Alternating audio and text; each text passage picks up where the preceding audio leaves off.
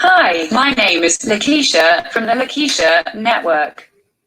I am here to remind you to go to your Google or Apple.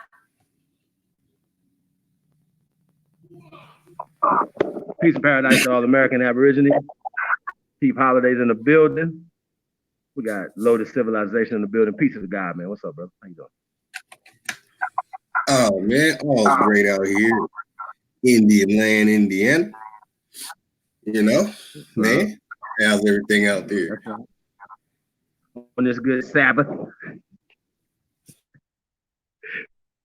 Shout out to everybody kicking it right now with us tonight, man. I don't know, we y'all know we got a premiere going on too at the same time. But we live right now, Saturday Night Live with Lotus and Chief. It's going down tonight, y'all. We got a lot of great stuff, man. We got breaking news tonight. Another shooting has happened in Texas, Fort Worth. And the show wasn't about that tonight, but we definitely got to, pay some attention to this and see what's going on, man. And like I said, shout out to the background king, Reginald Green. He's always up on it and put me on it, but I haven't, had a chance to look into it yet. What about you, brother? You had a chance to look into it yet? No, I'm just now. This is news to me. Yeah, man, it's another shooting. Somebody, the police went into a woman's home, an Aboriginal woman's home, and murdered her. So, I don't know the details of it yet, but I think, I'm sure we can get into it tonight. So we're gonna talk about that. If you guys have any information on it, let us know. Also, what else we got tonight? Oh, we got America's Stonehenge, right? It's very interesting archaeological find here in the Americas, North America to be exact, about 40 miles north of Boston, in New Hampshire. So shout out to Stonehenge, man. Shout out to the great ancestors, man. Always left us um, things to fall back on, man. So we're gonna get into that tonight. What else we got going on, Lotus? What you got going on? Oh yeah. Also, we have guns. Hold on. We have Guns, Germs, and Steel by Jared Diamond. I went over the chapters. You know what I'm saying, and I think we'll dig into chapter 1 and dissect, obliterate a couple of things, raise attention and awareness to a few other things, and see the correlations going on with everything that we've been sharing. So we're in for I don't like the word scholar or whatever, but we're in for a scholastic treat tonight in the archaeological great. I mean, beyond great. All right, the American Stonehenge. I was shocked to hear like there was an American Stonehenge when I first heard about this. So you're gonna get we are all going to get some scholastic information. I'm still the scholar slayer, but we're gonna take it a step further than what they call scholar. So we might need to find a new name. Well, I mean, we have the American Stonehenge. Yeah. And we have this book right here. I'm telling you, man, it's going to be hard to stop what is happening here. I hope people understand that what me and Chief has been doing here and shedding light on and coming from all directions possible. I mean, it is important. So I hope that, that the brothers and sisters out there are able to use these things, like really find use. Like, let's apply this. Let's share this with everybody. Let's make sure everybody knows. You know what I'm saying? Let's make sure that no one does not understand that this stuff is real about, this land here that we stand on. I have to remind everyone we're standing on ancient civilization here. Ancient. It's all around the old world, the ancient world. I want to say the first world, but we'll get back to that later. Right. So even them renaming Mystery Hill, this is called Mystery Hill, right? Because it's a mystery to them. It's not a mystery to us. We know who built it. You know what I'm saying? We are the descendants of the people who built Mystery Hill, okay? AKA Stonehenge. Now, the reason why they're trying to call it America's Stonehenge is because they're trying to tie it back to so-called Stonehenge in the UK. Are we clear on this? Everybody clear? But we're just gonna, before we even get into their rendition of this story, you know what I'm saying? Brother, could you please tell the people? Can you about the actual Stonehenge that's in the UK? Because I think people have to get the background of, before we get into America's Stonehenge. You know what I'm saying? Like the dates and the times and who built it and did they use cranes and things of that nature, And so it's just amazing to me, y'all, how people are missing this, right? It really is amazing to me how they're missing this, right? So they always trying to, so to speak, take credit for stuff. You know what I'm saying? So they're gonna name stuff, obviously. So when you say, "Oh, it's America Stonehenge," that means that it's taken after the actual Stonehenges in the UK, right? So when we talk about the Stonehenge in the UK, can't be. They should be calling, naming Stonehenge after this because this is older than Stonehenge, y'all. That's how that works. Okay. As we just not gonna get back, we're just gonna get right to it, and that they constructed Stonehenge with bulldozers, move things and place things around to fit their narrative, right? So it fits their narrative, right? So if anything, they see anything is remotely similar to it, whatever, they'll be like, oh, they must have came from here. And they'll try to figure out every type of amazing story that they can fit into that box. You know what I'm saying? So that's what y'all have to know before we get into, into what they're saying, into their story and how they're saying. You have to always read between the lines. Don't take what these people say verbatim because they're always lying. So we're gonna check something out, then we'll get back to it. You know what I'm saying? So shout out to the tribe, man. Peace all the great ones tuning in. That's right, man. Honorable admiration to the brothers and sisters of the feather, the ones that's in the chat, in both Lotus Television and on Supreme Chief Holiday's channel. That's your good brother, Chief Holiday. I'm Lotus, and I'm about to share something that many might not know about.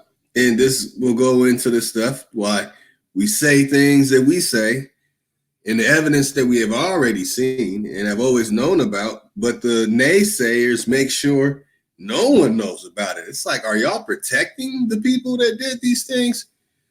So when it comes to Stonehenge and the way that you see it today, I can show you a before and after. All right. So this is not a conspiracy that someone mystically, magically made. No, it is not.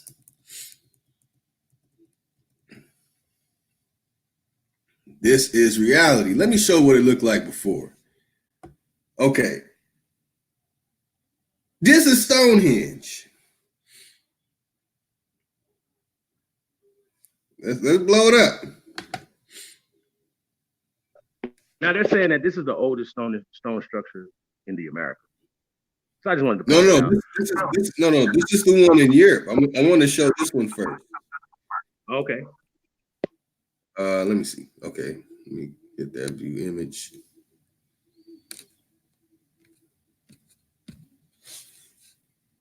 All right, come on, man. Yeah. Shit tripping. Excuse me.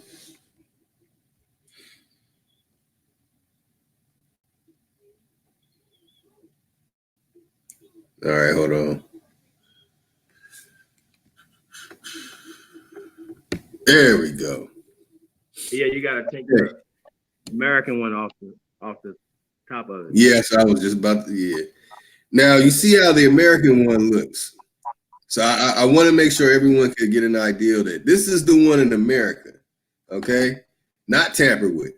This is the one in Europe that you see in the background right here. Well, the one in the United Kingdom, excuse me. This is the one in the UK. And this is originally what it looked like.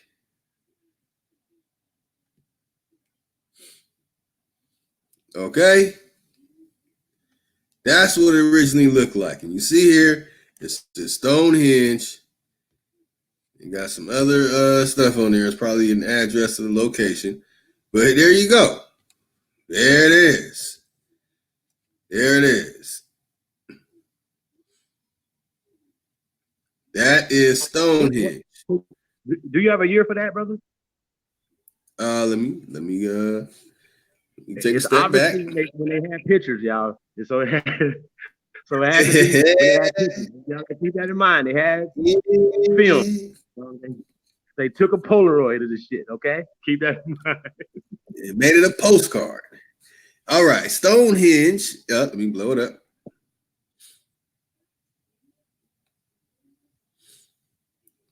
All right. Stonehenge is world famous, but the megalith you visit today is a partial reconstruction that was done in the 1920s. This image predates that reconstruction. Woo, the Wikipedia page for Stonehenge has a nearly identical image identified as taken in 1877. This card isn't nearly that old, but it has an undivided back, so should date to before 1906. The corners of this, the corners of this card have been damaged from being an old photo album. Damn, they got it. Okay, that's all they got for me. So, okay, you see it. There you go. Did they give me an exact date? They said the reconstruction was done in the 1920s, and they say that identical image identified as taken in 1877. And they say this card isn't nearly that old, but it has an undivided, back, so should date to before 1906, because that is going by the type of film that was used when the picture was taken. You took photography class, you would understand the development of film, as I did in 8th grade.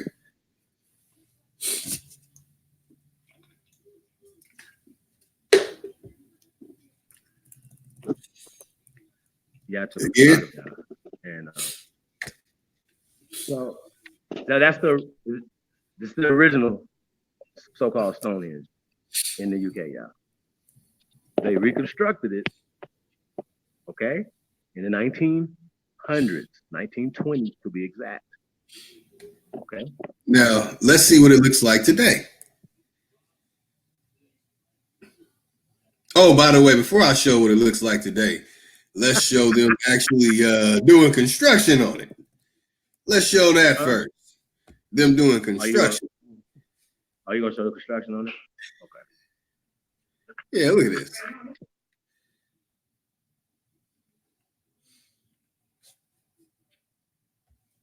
Damn, I guess when I'm in my the photos, I can't use the a touch screen. Come on, man.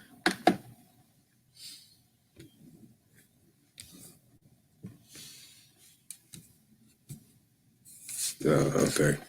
Okay, here the image is small. Yeah, the image is pretty small. I'll blow it up. But I mean, you can pretty much see there. I mean, so you can see the people who are working on it. It's not pixeled out good enough, so you can't really make out their face. But if we're able to dig into this, they'll give you the names of the people involved in this. And I guarantee it's going to be one of those big time names, whoever you think of that's like behind it. But okay, so this is no conspiracy. Okay, this is not some conspiring event. This is what really happened. There we go. Now giving me access. So I don't gotta click on that. Okay, so here you go. See, look, one man with another man right there helping. You know what I'm saying? They're using machines to put Stonehenge in the place it's in. All right. They're putting caps on top of it. All that.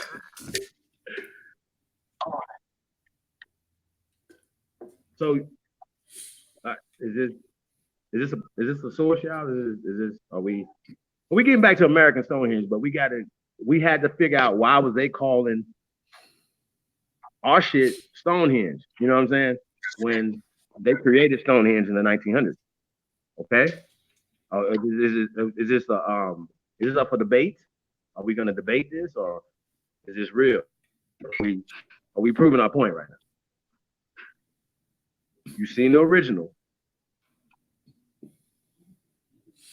and most of y'all should know what the created one looks like before we can tell you. Okay.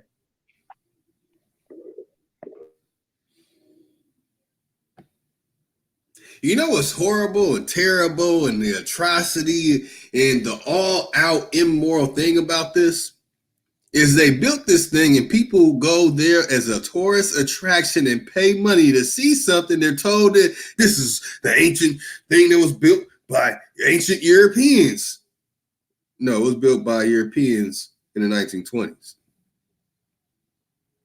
And y'all would believe that. Garfield and all of them would believe that. They'd be like, look at Stonehenge.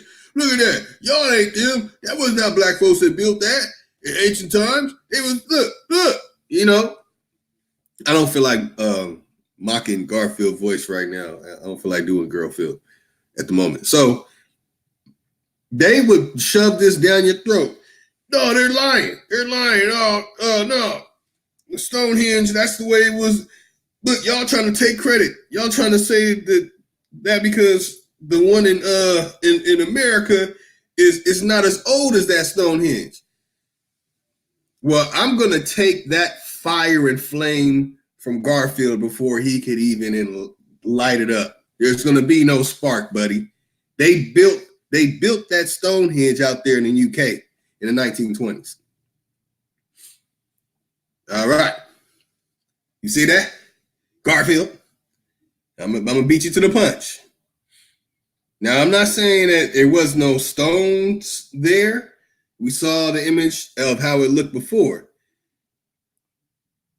But here we go, mysterious monument, Stonehenge. Okay, and then they're gonna call the one, just like you said earlier, Chief, they're gonna call that Stonehenge.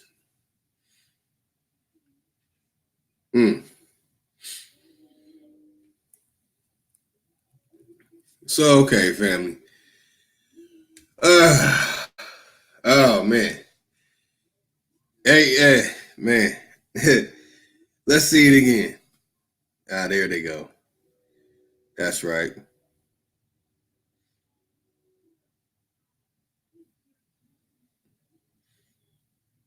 And that's the difference. See, when it comes to ancient America, they obliterated our monuments and pyramids in North America.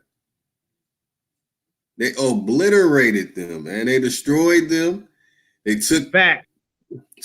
Hey, they took stones and things and from them and built other things. Facts.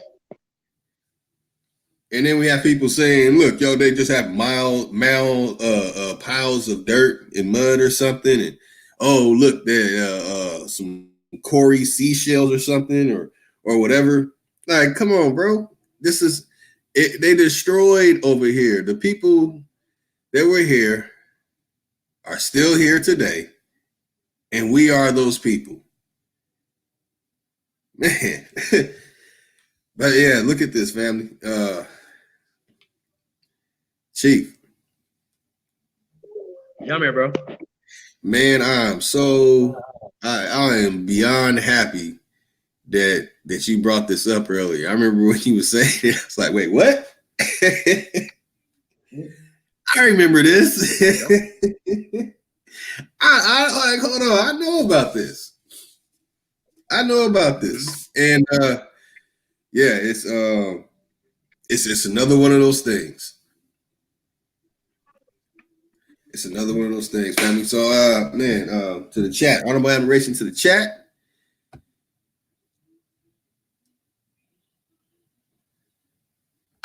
That's not all right. Hey, so we got a naysayer already. I mean, before we even dig into the stuff, what they saying no to? A naysayer. Now I don't know if it's a naysayer. He said that's not the real Stonehenge ? Ain't that some shit? Okay, that's not a naysayer. Probably I was flipping through the messages too fast. Yeah, Yeah, man. That's not a naysayer. That's a brother who seen it, or sister seen it the way I did. Because when I first stumbled upon this, I was like, damn. There was Stonehenge in America,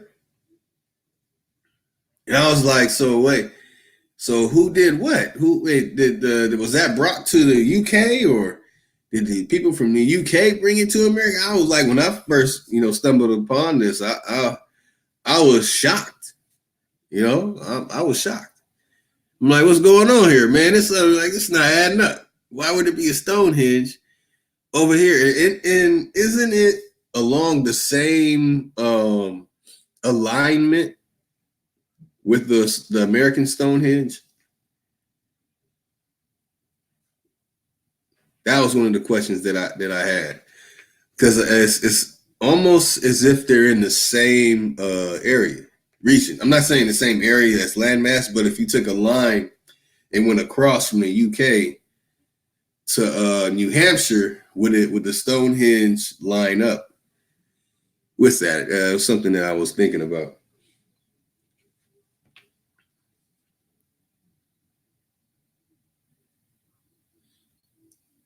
All right, hold on. All right, we got Sunray in the building saying peace from Australia. Peace to all the good brothers and sisters out there in Australia. If you ever run into Uncle Dookie or Sister Kylie, let me know. They are members of Black Lotus Civilization down there in Australia. You got Mr. Dark Brother One saying Shalom. Peace with the Eagles and the Flame, because family, we got to bring that fire. You already know. Gretchen Ham in the building. Most appreciation to Gretchen Ham. Peace right back at you.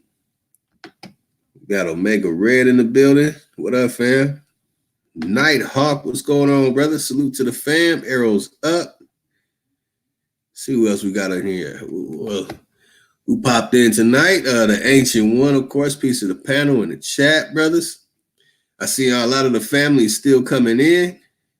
I know they're watching Chief go in right now on the premiere. Oh, the Cyborg in the building. Hashtag that. Hashtag the Codex. Peace, my brother Ty Data.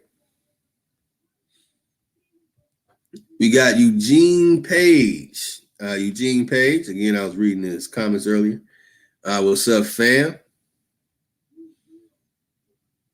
Sword of Truth and Justice saying salutations to the researchers in the house. Yeah, arrows up. We got palm trees and that's what's up, man. All right, we got Lady T.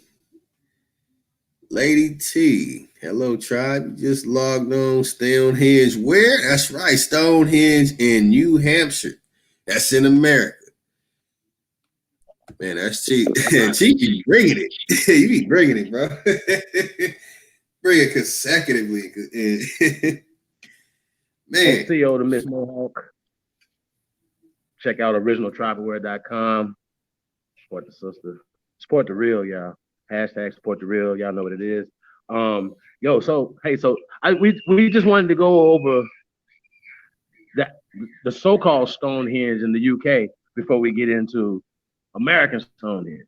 Okay, we had to do that first because they always creating stories, right?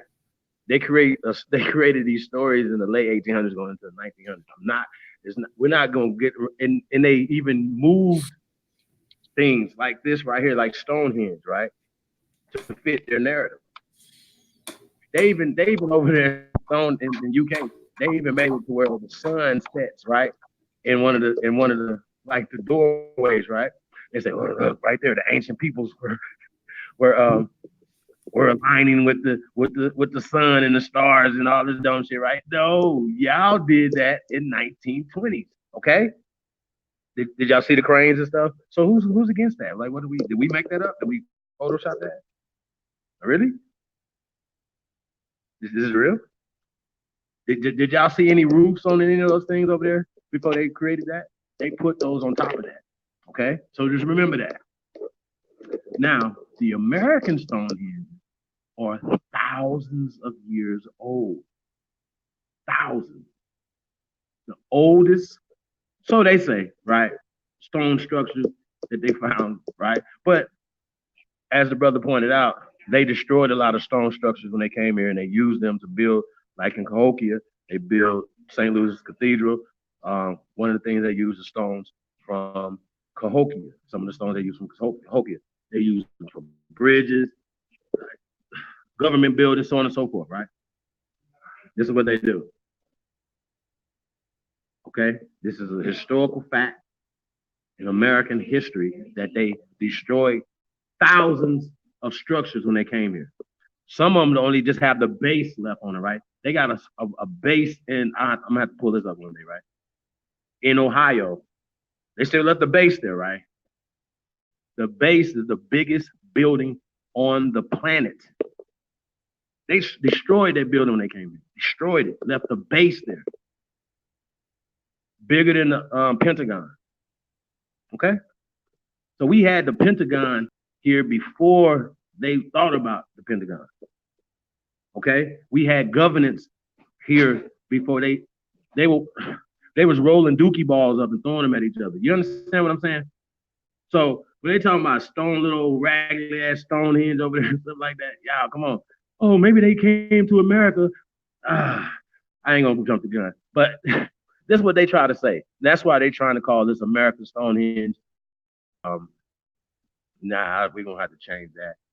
You know, something else, y'all.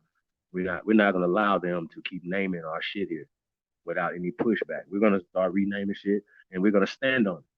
And when we hear them say something in contrary, we're gonna ask them who gave them the motherfucking authority. See how that work? Because last time I checked, they didn't even build the little shit that the mounds and the little shit that you can find in the UK or in Europe. They wasn't even there for those. So let's be clear. So they like to tell stories. Oh yeah, 20,000 years ago, Europeans came to America, the Clovis people and all this dumb shit, and that's why you see some Phoenician and all this other shit. Oh, so you're telling me that Phoenician comes from Europe? That's what we're saying? I need to know. Does Phoenician come from Africa or Europe? That's the question. And if you say it comes from either one of those places, what you have to do is pull up some archaeology to back that statement up. Okay? That's what you have to do. Now, we just showed you the origin of the so-called Stonehenge over there, and you know and we showed you what they built it into, right? Now, we're about to get into this right here. And like I said, man, this read between the lines always. Don't let these people fool you with their word spells, okay? That's what we're saying. You're under word spells. Snap out of it. And the spells are so bad, he wants you to show people what they still, it's like the cognitive dissonance is so amazing that I don't even know what to say sometimes. I'm like, yo, bro, I just showed you what an Aborigine is, and you're still talking dumb. Like, real dumb. Shout out to all my black fellas out there in Australia, though. And I like to say black fellas because they don't like to call themselves Aborigines, but what they don't understand is that's where your power is. You know what I'm saying? You're Australian Aborigine. Okay? And I don't even like Australia, but it's cool. Okay? So, hey, bro, you want to say something else before we get into this video? Yeah, I want to get into this video. I want to see this video, man. Man. So yeah, man. So hey, man, peace to all the ancestors, man, in their greatness, man. So shout out to the ancestors, man, and like we here, man, they speaking through us, y'all. So let's get to it. Big ooga ooga to the tribe. That's right. Hey, we're gonna stop it like in the middle of it. I'll let you know. In fact, we just gonna talk about this shit. Hell no. Trying, boy. They be scrambling. They got lights, cameras, action, budgets. to lie to you, continue to lie. They never said, I ain't gonna even get into it. I'll break the video down for you. So yeah, man, don't never let these people tell y'all shit. Matter of fact, everything they say, just be looking at them like, yeah, it's probably the opposite. Yeah, literally, yeah. It's probably the opposite of what they say every time. Even when they give dates, they be like 10,000. They'll be like, oh, it's like 110,000 years old. You feel me? I always put 100,000 on it because in my mind, like they're liars off top because they have to fit it within their box. Okay. The oldest stone structure in the Americas, according to them. But like I said, they tore shit down and they didn't date it before they tore it down. Okay. Okay. Shit. Let's go. Possible that America has its own Stonehenge.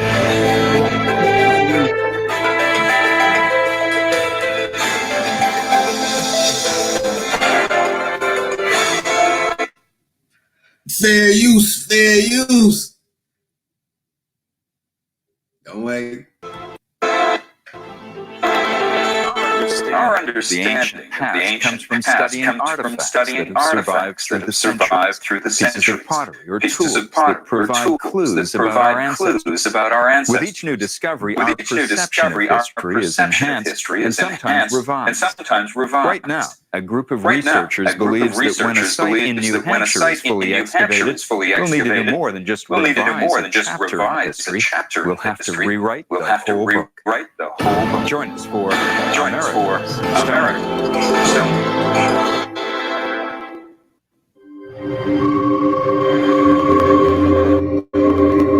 On the islands of Malta and Gozo in the southern Mediterranean stand massive chambers, tunnels, and walls constructed from stones weighing as much as 30 tons each.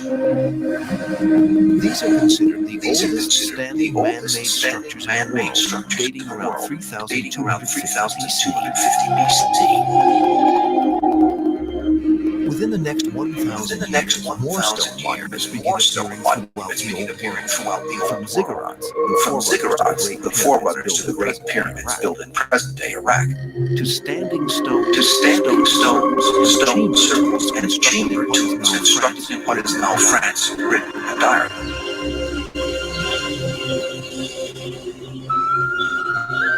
The most famous and enigmatic what archaeologists call the late Bronze Age is Stonehenge. What we see today is actually the last of a number of monuments built on the same site over 1,500 years. The stones themselves don't really start to be erected until about 2,400 BC. They start with a circular small stones standing upright, and then there are five big trilithons, as we call them, two uprights and the lintels. And then inside those, there's another circular small. It's quite a complicated monument altogether. When it comes to archaeology, the New World is a latecomer in the construction of permanent stone buildings. At the time of Stonehenge, America's only comparable structure with enormous It don't look like Stonehenge to me. It don't look like Stonehenge, motherfucker. I myself have been on the pyramids at Cahokia, just outside of St. Louis.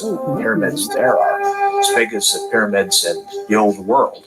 So Indians had absolutely all of the technology and the interest to build monuments of great complexity. Think of the Serpent Mound in Ohio, or some of the great earthworks that were built at Marietta. However, stone structures, most notably the ancient Olmec buildings of southern Mexico, don't start appearing until around 1500 BC, when Stonehenge is already 1,000 years old. The earliest stone dwellings in the West, like those in Mesa Verde, date only to approximately 1200 AD. The current belief among mainstream archaeologists is that there would be nothing in the New World that compares with, say, this 4,000-year-old Bronze Age dwelling in Skara Brae, Scotland. What is there? What is there?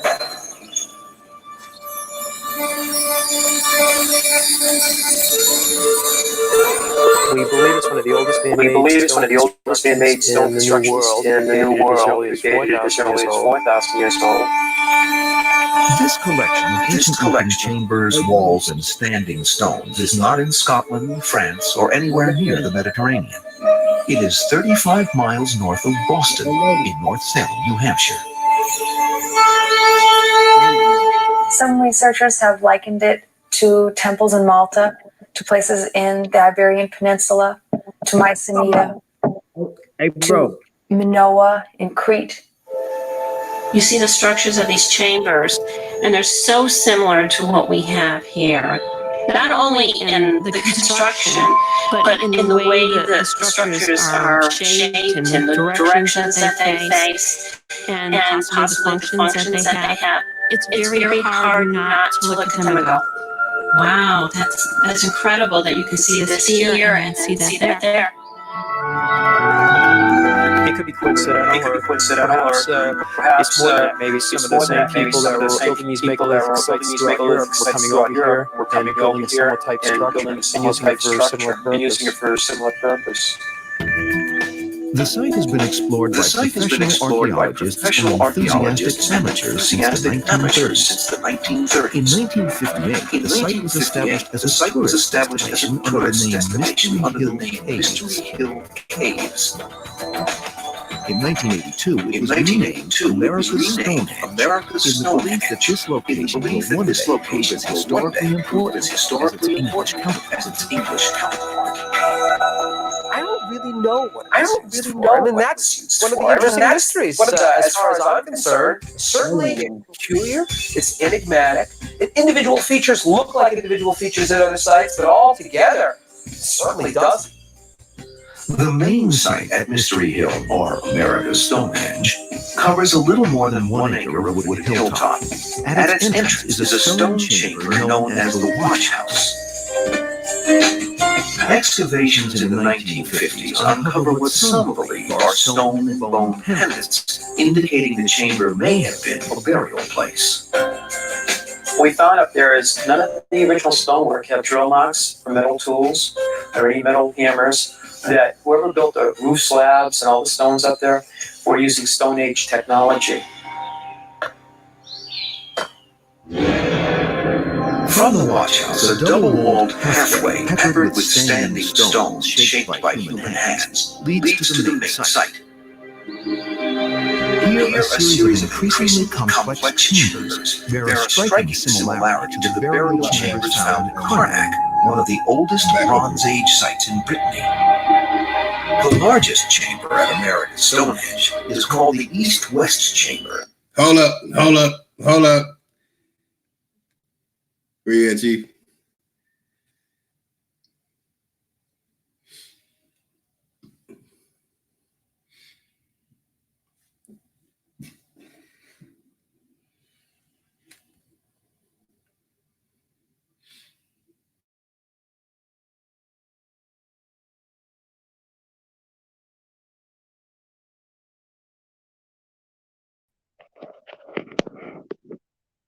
Hey, let's start it over.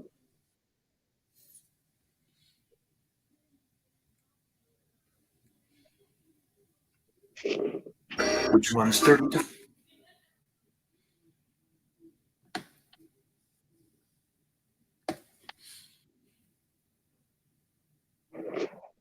Hey, peace to the tribe, man. Coming up, is it possible that America has its own Stonehenge?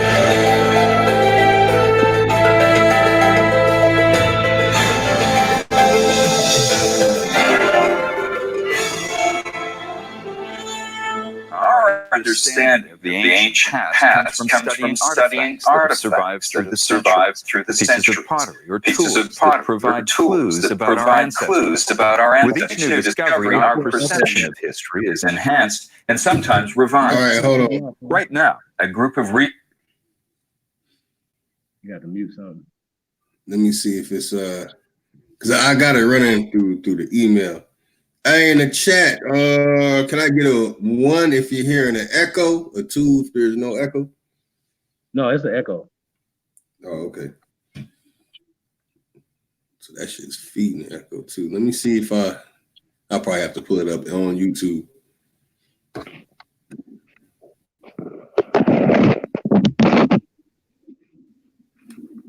Yeah, because it's echoing. That shit it'll record it real bad. 2.5 million hours of research by dozens of Still echoing? We're constantly innovating Tempur-Pedic sleep technology, the only mattress material. A group of researchers, when a site in New Hampshire is fully activated, we'll need to do more than just revise a chapter in history. We'll have to rewrite the whole book.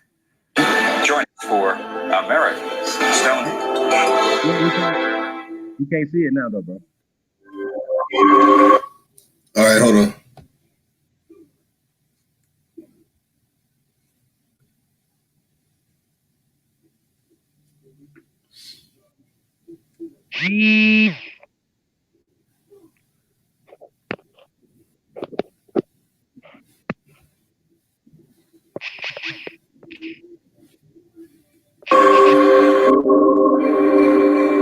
On the islands of Malta and Gozo in the southern Mediterranean stand massive chambers, tunnels, and walls constructed from stones weighing as much as 30 tons each.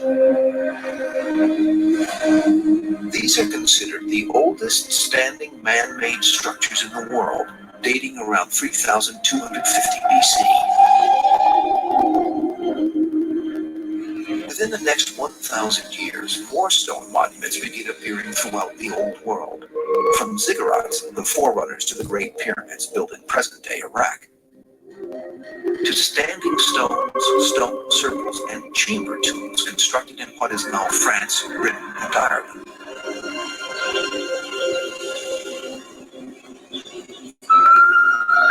The most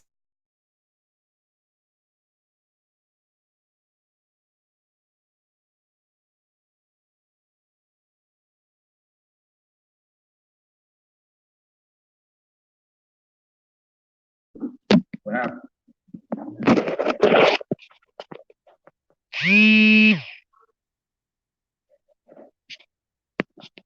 Standing upright.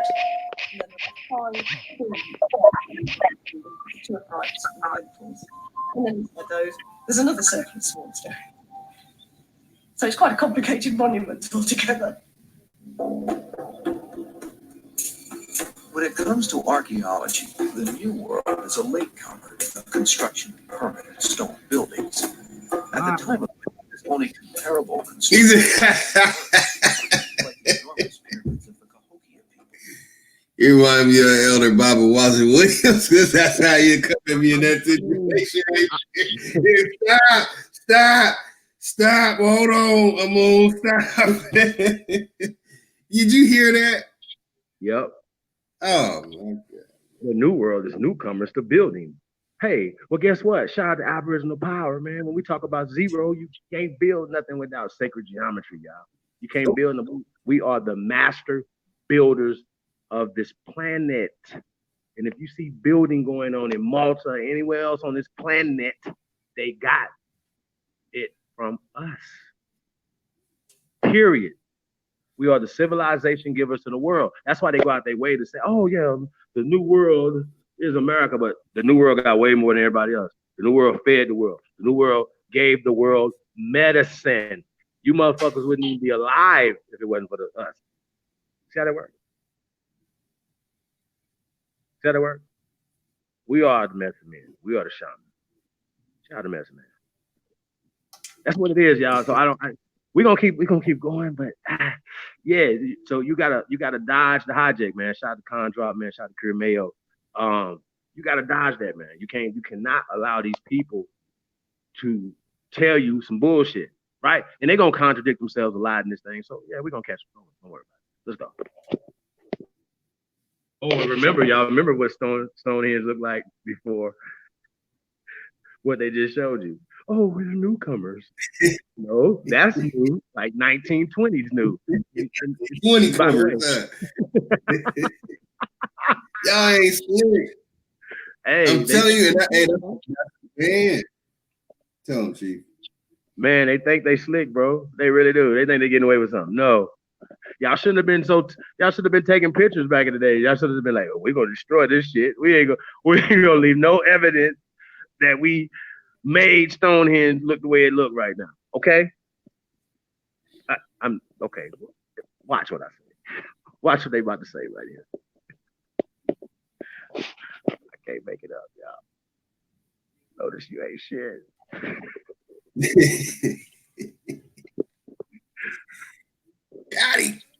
Got him. I myself have been on the pyramids at Cahokia, just outside of St. Louis. Pyramids there are as big as the pyramids in the old world. So Indians had absolutely all of the technology and the interest. Negroes. Indians didn't exist, okay? I gotta say that. I gotta let y'all understand. Dodge the mind fuck, bro. Like, come on, listen. Indians, Native Americans, they're gonna say words that don't apply to that time period. That's just what it is. And we're talking 10,000 or 2,000-3,000 years ago, 200-300 years ago. These terms didn't exist, y'all. So they're making shit up, man. So you gotta watch it. So they're gonna say Native American, they're gonna say certain things, but remember, they're rewriting. They rewrote history anyway. So we're just correcting them. We're setting their ass straight. Okay.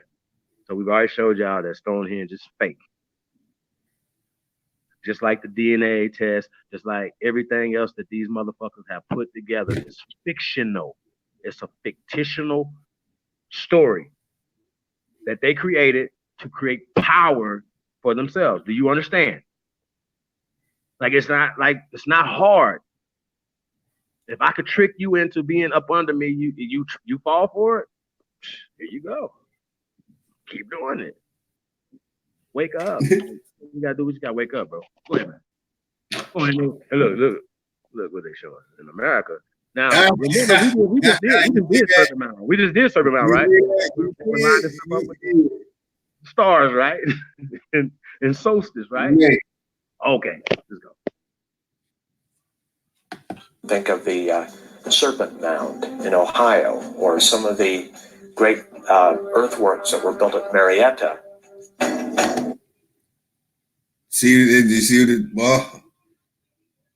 You see the word they just said? The earthworks.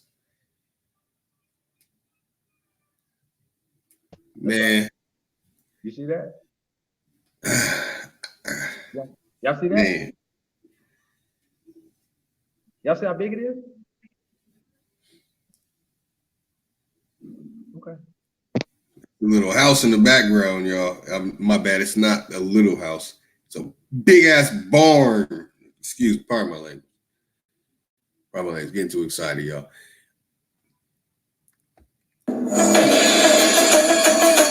However, stone structures, most notably the ancient Olmec building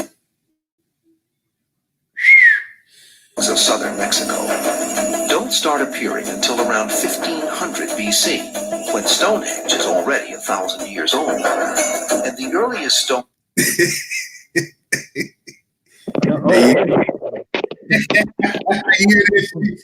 hear that?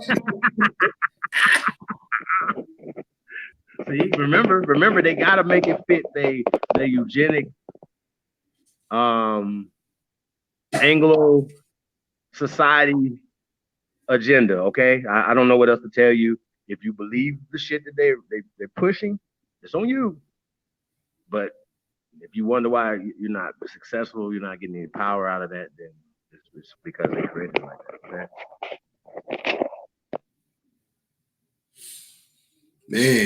Man, oh man, and the structure they're showing right here. See, yeah. Stone dwellings in the U.S., like those at the Mesa Verde, Colorado, date only to approximately 1200 AD. Man, this might be like California traffic, Southern California, close to the airport traffic. Might be a whole lot of stop and go.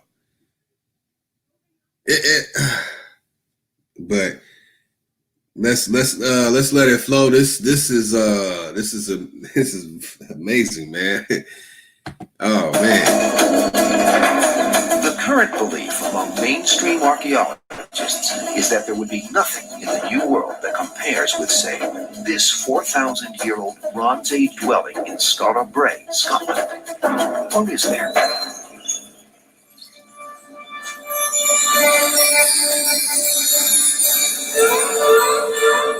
We believe it's one of the oldest man-made stone constructions in the New World. We dated it as early as 4,000 years old.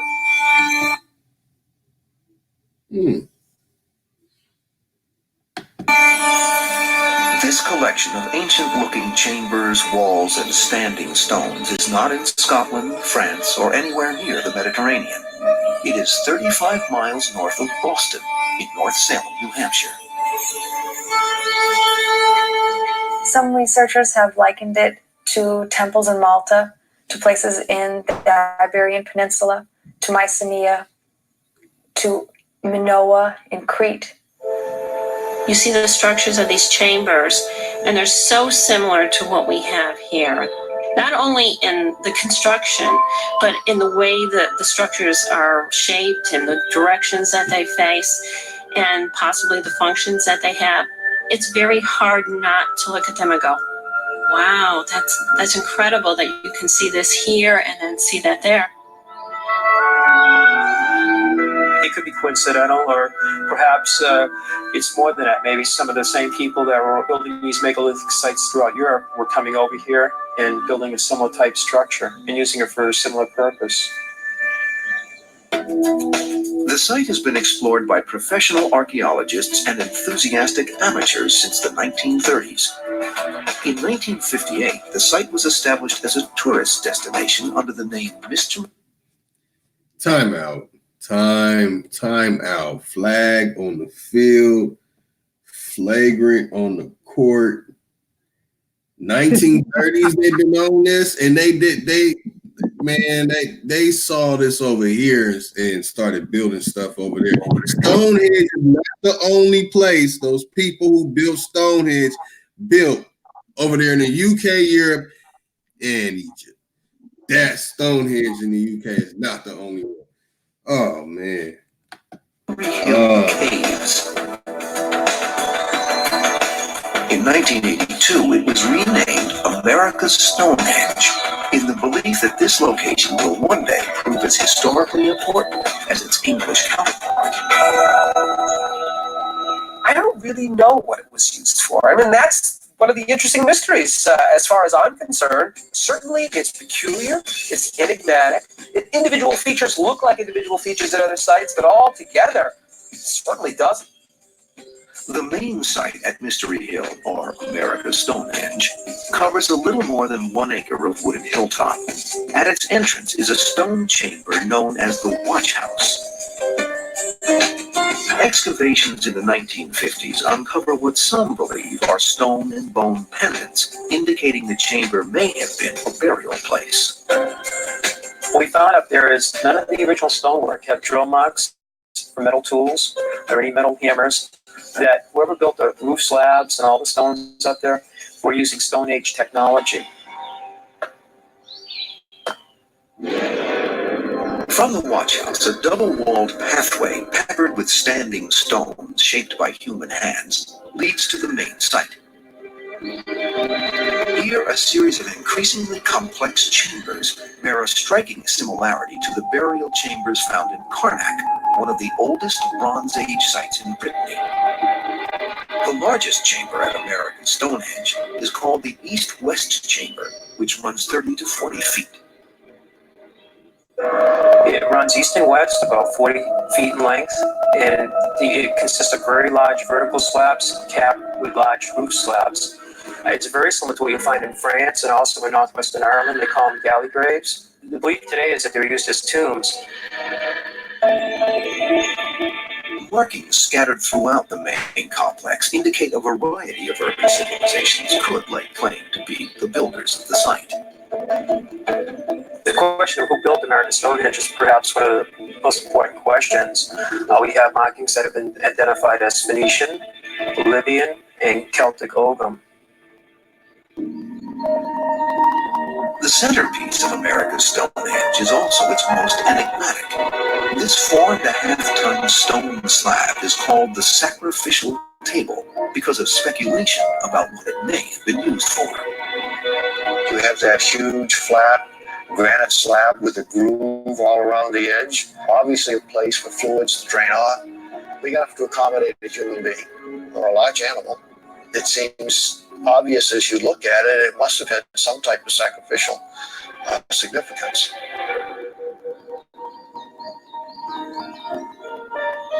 The so-called sacrificial table is adjacent to a large subterranean chamber near the top of the site. It's the largest chamber still on America's Stonehenge. It runs about 30 feet in depth and about 18 feet in width and about 6 feet high. It's called the oracle chamber because of a feature we have in this wall called the oracle tube. There's a step I'm standing on, and a person of about 5 to 5.5 feet tall could turn to this hole in the wall and speak through this tube. The sound will go through, and it comes out underneath the sacrificial table. The tube is similar to what we saw in Malta, and they're used in, we think, a similar manner. People would get his voice, they thought it was a spirit or some sort of a deity. And this is a way people would get spiritual guidance. At face value, the standing stones scattered around the perimeter of America's Stonehenge bear little resemblance to its English namesake. However, astronomical... So I got to interject on that. Man, a lot of that they just said sacrificial table and all that. Like, what? They don't get out of here with that. A sound a person making, a spirit. And this is the problem. That's why we need to go and investigate these places. Facts. That's facts. I mean, you know, shit, bro. Like, first off, right? Like, let's just get to the thing when they were talking about the writings. You know what I'm saying?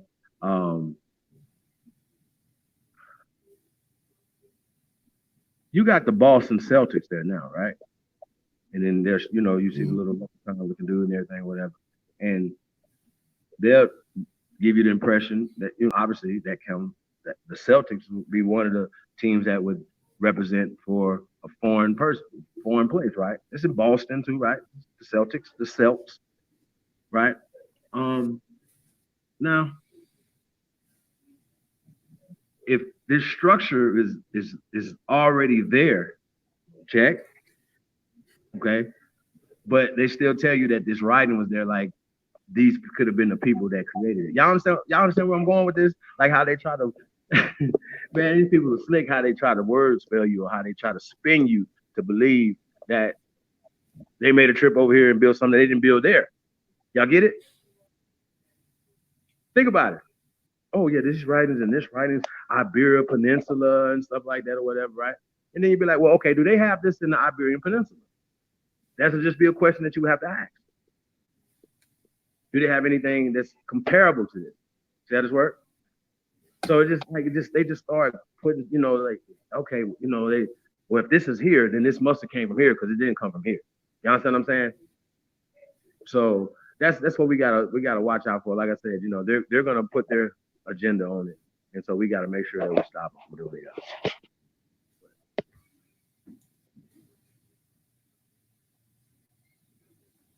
Studies show that many of the stones in New Hampshire feature the same astronomical alignments found in the monument on Salisbury Plain. I don't think there's any question but there's a huge astronomical calendar on the site here in North Salem. Astronomical alignments, ancient inscriptions, Stone Age technology. Taken in its entirety, America's Stonehenge presents a dizzying array of possibilities about its mysterious origins. Is it Phoenician, Iberian, Celtic? Was it built to be a tomb, a sacrificial site, a calendar? Nobody can figure out what it is. All kinds of people have their own theory and come up with different explanations, but nobody can agree on what it is. And no one, I think, will really ever know. Unless you are a mainstream archaeologist, in which case the story of Mystery Hill is not so much about its historic origins as it is about the way in which history can be twisted to make a megalith out of a molehill. Very few things are impossible in archaeology. We're always changing things, but I think the weight lies with the people in favour of mystery helps to prove it. Because I don't think there's a lot going for them at the moment, apart from tourism.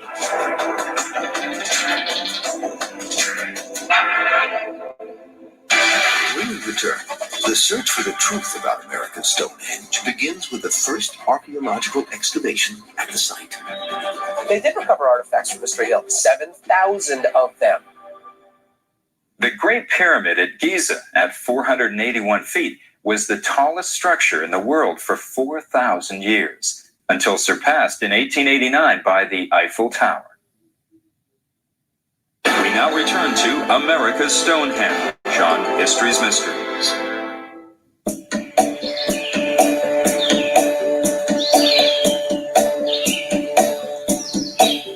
I've read quite a bit of the things written about the site, and some of them are totally untrue, some of them are half true, and some of them are correct. So you have to sort it all out, but that's what makes it a mystery here. Although many people believe that America's Stonehenge dates to the Bronze Age 4,000 years ago, one of the first written accounts about the mysterious structures at the site doesn't occur until 1907. The book, History of Salem, New Hampshire, reveals the existence of mysterious caves on property owned by the descendants of a 19th century farmer named Jonathan Petit. The book presumes that caves are the stone constructions seen today, but there is no direct mention of man-made structures at the site. We were going through the town records in Salem, New Hampshire, and we found as the site changes hands, they show up in the records getting paid for gravel and stone. If the stone had been quarried by the Petits, they would have been subject to a quarry tax, but no such tax was ever paid. So the assumption is that the Petits are selling off the original ancient stone from America's Stonehenge piece by piece. The problem with the site today is about half of it's gone. They used the stones for building bridges and different storm systems in the nearby cities of Lawrence and Andover, Massachusetts. So what we're looking at is a skeletal remains of a much larger complex.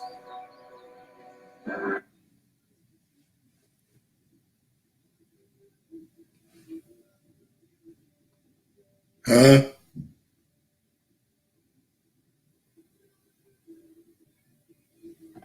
The first evidence that anyone believes the rocks in North Salem are anything more than mysterious caves or scrap for building bridges comes in 1936.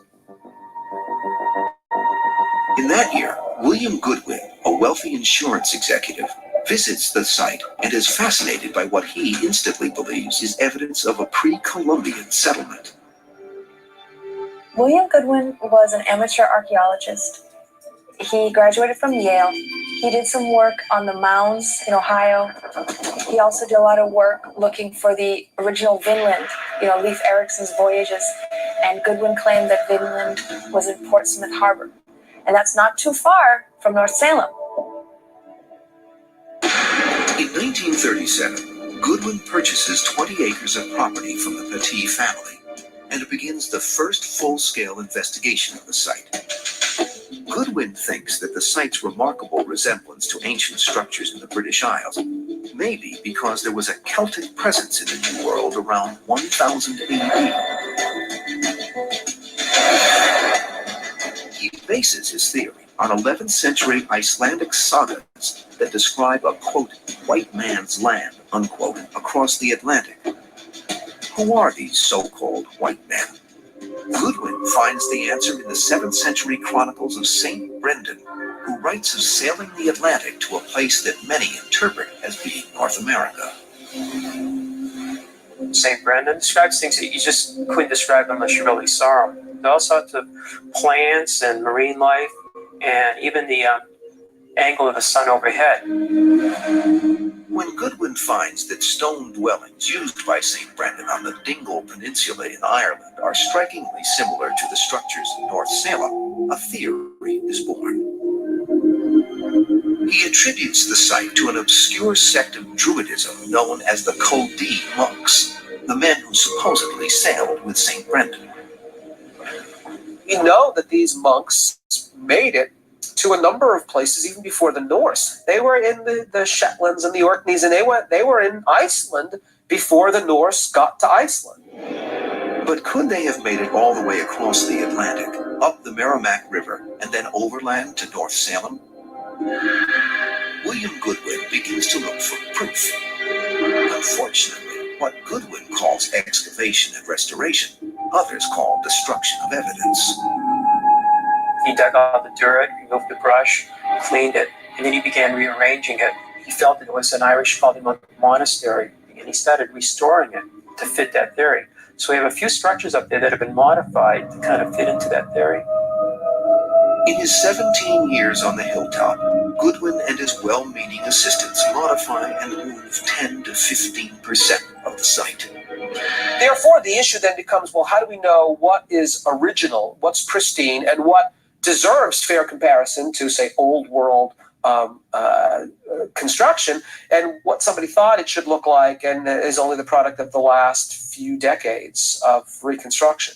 On his death in 1950, Goodwin wills the site to his colleague Malcolm Pearson, whose own theory is that the stone structures date perhaps to the Bronze Age seafarers who had built similar structures in Europe.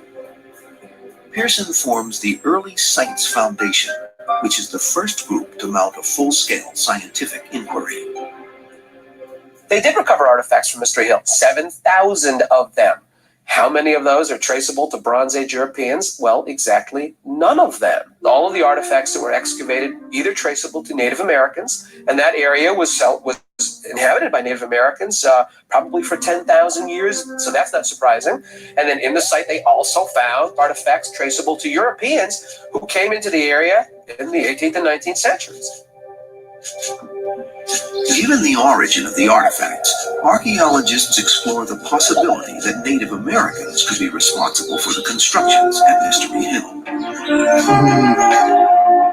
Contrary to popular belief, Native Americans did use stone, and they continue to use stone. It's been documented up into contemporary times that they built prayer seats, they built stone mounds, they built stone walls, they built many different kind of sacred sites out of stone. I think it probably was a sacred site. To most of the Native American sites that were sacred to them were up on high hills. They built up all over the Americas. Indians had absolutely all of the technology and the interest to build monuments of great complexity. But did they build this monument? I haven't seen any evidence from the excavation reports of any association between the obviously ancient Indian artifacts there and the stone constructions. The scientific verdict in 1956 is that the surrounding area was once inhabited by Native Americans, but that the structures must date from the colonial period or later. There are even suggestions the site was either built by Jonathan Petit or William Goodwin as some kind of hoax. Mainstream archaeologists quickly lose interest, but a small group of dedicated amateurs continues to pursue research on the hilltop. In the late 1960s, they make a series of intriguing discoveries that reignite the debate about the ancient origins of Mystery Hill. When we continue, radiocarbon dating reveals organic matter more than 3,500 years old, and a startling parallel to the real Stonehenge is discovered. That's interesting. That's exactly what we're looking for. Now let's show me more. Amateur archaeologist William Goodwin was convinced that ancient Irish explorers had visited much of New England. In 1946, Goodwin announced he had located at least 15 other mysterious stone structures, all of which he attributed to the Irish. We now return to America's Stonehenge on History's Mysteries.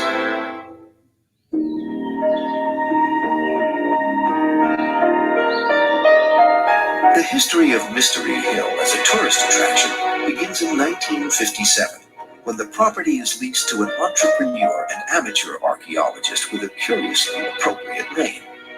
Robert Stone builds a small museum, and opens the site to the public under the name Mystery Hill Caves. In 1965, Stone buys Mystery Hill, and his family owns it to this day. An easy answer would be to just say it's a hoax or fake or misinterpretation and walk away from it. But if you look at the evidence, you just can't do that.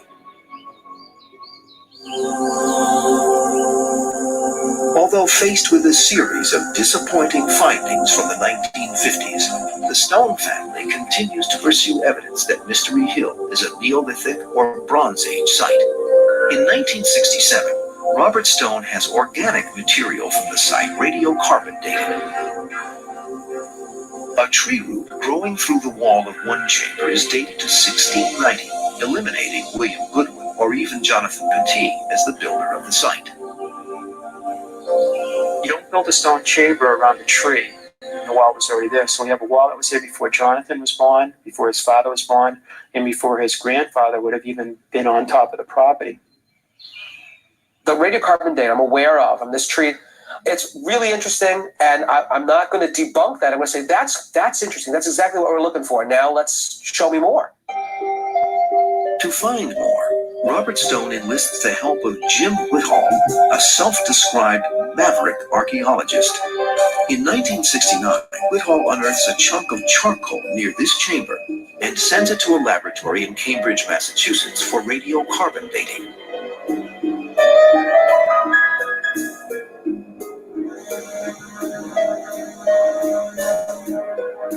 The charcoal is approximately 3,000 years old. The results confirm Stone's belief that he is the owner of an ancient site. I can find a radiocarbon date from that charcoal, but that dates one thing and one thing alone. It dates when that tree that produced the wood that burned, when it died. The charcoal that I pick up can be from a forest fire that burned hundreds of years before the site was occupied, or thousands of years after. You have to be very careful with radiocarbon. You can't always take the result you get at face value. It depends very much what material you're dating and where that material has come from. The context of material is very, very important. 2 years later, in 1971, Whitall believes he finds that necessary context. Next to a stone wall, under a layer of topsoil, he finds a slab of bedrock that appears to have been quarried. Resting on top of the bedrock are stone tools and more charcoal. The law of stratigraphy, the study of layers of artifacts, says that the lower you go, the older things get, meaning the bedrock was quarried before the charcoal burned. The result of this was even older charcoal, dated to 4,000 years, plus or minus, I believe it was 500 years. Right, so the first thing that had taken place 4,000 years ago, apparently, was the bedrock was stripped out of that area. Then a wall was eventually built. But was that quarried rock the same rock used to build the structures on Mystery Hill? I don't doubt for a second that they've got charcoal at that site that is as old as they say it is. The key issue here is, can that charcoal be demonstrated to date to the same period as the structures at Mystery Hill? And as far as I can tell, that's not true. That's not the case. Undaunted by skepticism about the relationship between the charcoal and the rock, Jim Whitall pursues more proof.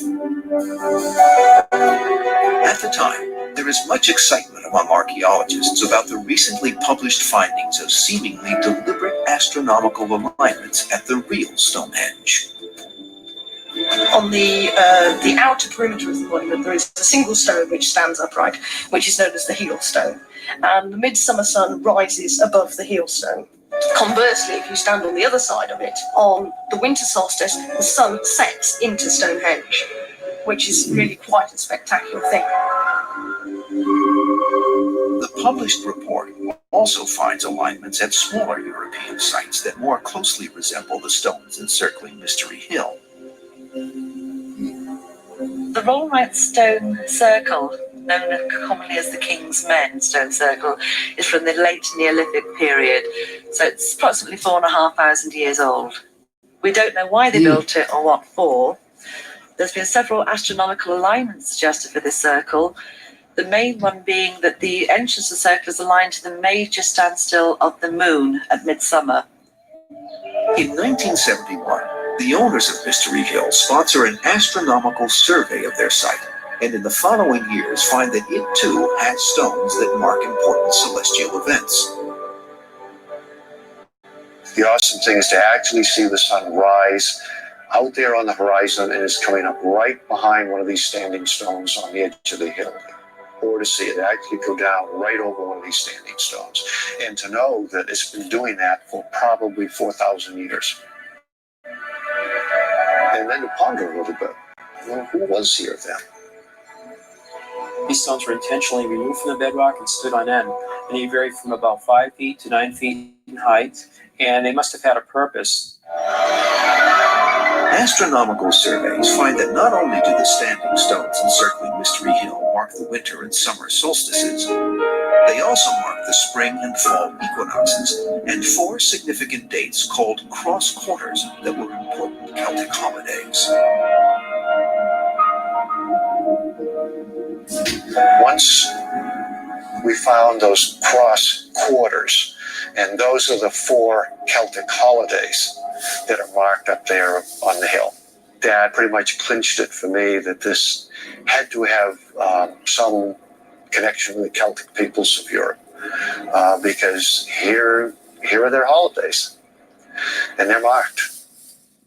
I challenge anybody to walk the stone walls around Mystery Hill, and I guarantee you, you will find other large upright stones that are not marked on the map.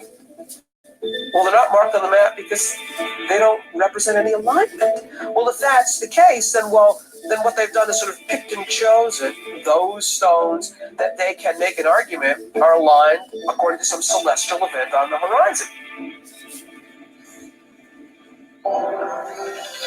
While debate about the purpose and significance of the standing stones at Mystery Hill continues to an even more controversial discovery is made by Harvard professor Barry Fell, who is now deceased.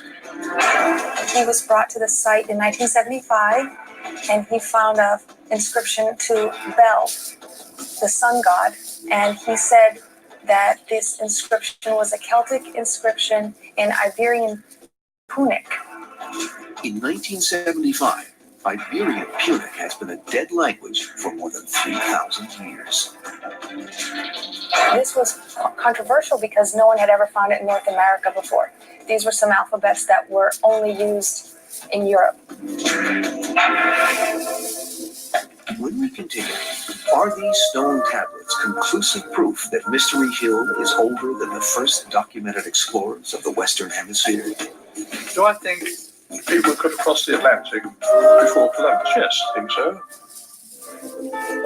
Elsewhere in the world in 1975, in England, the world's first music video, Bohemian Rhapsody by Queen, aired on a show called Top of the Pops. In Lebanon, war between Christians and Muslims destroyed much of the ancient city of Beirut. And in the United States, 19-year-old Harvard dropout Bill Gates co-founded a software company, Microsoft. We now return to America's Stonehenge on History's Mysteries. Unlike organic material, rock can't be carbon dated. If it could, the mystery in North Salem, New Hampshire would have been solved long ago. Instead, the various owners of the site have attempted to find artifacts, astronomical alignments, and design similarities to prove the theory that this is an ancient place built by Bronze Age Europeans. They've also looked at the rocks themselves for evidence of a human hand. A few stone tablets in Robert Stone's museum are clearly carved. They are unearthed in 1964 during a restoration project. This tablet sits in the museum labeled Unknown Markings for 11 years.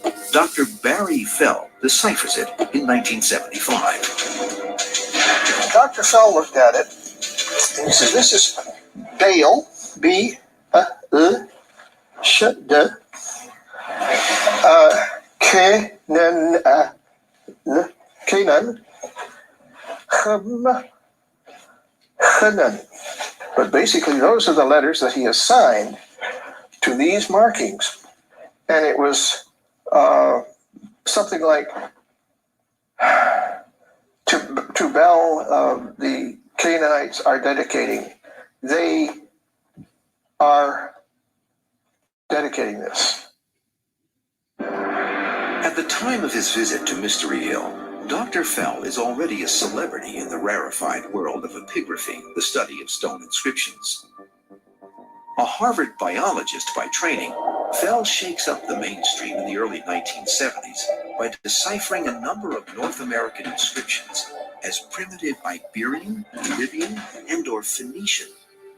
He also claims to be the first man to decipher linear markings like these as a previously unknown Celtic language called vowelless Ogham. There are people who believe that he was a genius and that he, in essence, sort of single-handedly, completely toppled the existing paradigm or the existing standard view of American history. On the other end of that spectrum, you have people who think he was a charlatan and a fool, and everything he did was detrimental to our understanding of history. At Mystery Hill, Fell finds the same languages he has deciphered at other sites in North America. The tablets are vowelless Ogham, Libyan, and Iberian Punic, a language attributed to the ancient Phoenicians who dominated sea trade in the Mediterranean.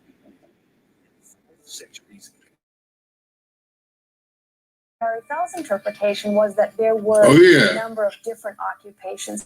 There was an original.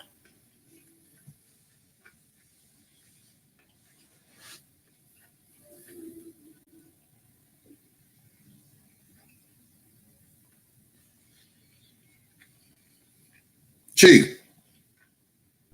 Yeah, man. I'm glad you stopped it right here. Oh God. Barry Fells. He's brought up a lot, about the opposition, you know what I mean? And I thought it was interesting that he went there and pulled out Canaanites, you know what I'm saying, and Baal and stuff like that or whatever. I think that's interesting. Shit, y'all. Why would the Celts, the Celts, the Celtics, the Celts, right? Be talking about Canaanites and Baal. Those are the questions y'all should be asking. Or is Baal their guy? Not like that's how my mind works. My mind works logical. Like I'm a free thinking motherfucker. I'm not about to just listen to what nobody's saying. It doesn't make sense. Iberian Peninsula, all these things, and we're finding, this is in America. You're deciphering petrographs, right? That are older than Charles Sonnetter, Metternetcher. Okay. Oh, this is older, but y'all keep saying that everything comes from the old world. When you find anything in the new world, so-called quotes, air quotes, oh, it had to come from the old world first. That's how they think. But remember, archaeology is rewriting history. Y'all see how this works? Remember the South Carolina finds 50,000 years of human activities in the Carolinas? 100,000, 30,000 years in California, human activities. You know what I'm saying? It's just, like I said, man, shout out to, who everybody that's coming and doing what they're doing or whatever, and they got the budget or whatever to dig stuff up or whatever, but their interpretation is interpreting for them. That's what they want to do. This is keeping them in social political power, y'all. This is what it is. Y'all have to understand this. Even opposition has to understand this. So even when they talk about Native Americans, they can plop that in there real quick or whatever. It's, and the Native Americans, the ones that are here, say, well, we don't know nothing about this. Just like they don't know nothing about any of the mounds, any of the pyramids here in America. They didn't build them. We did. See how this work? So yeah, man. So I don't know if you want to say anything on Barry Fields. He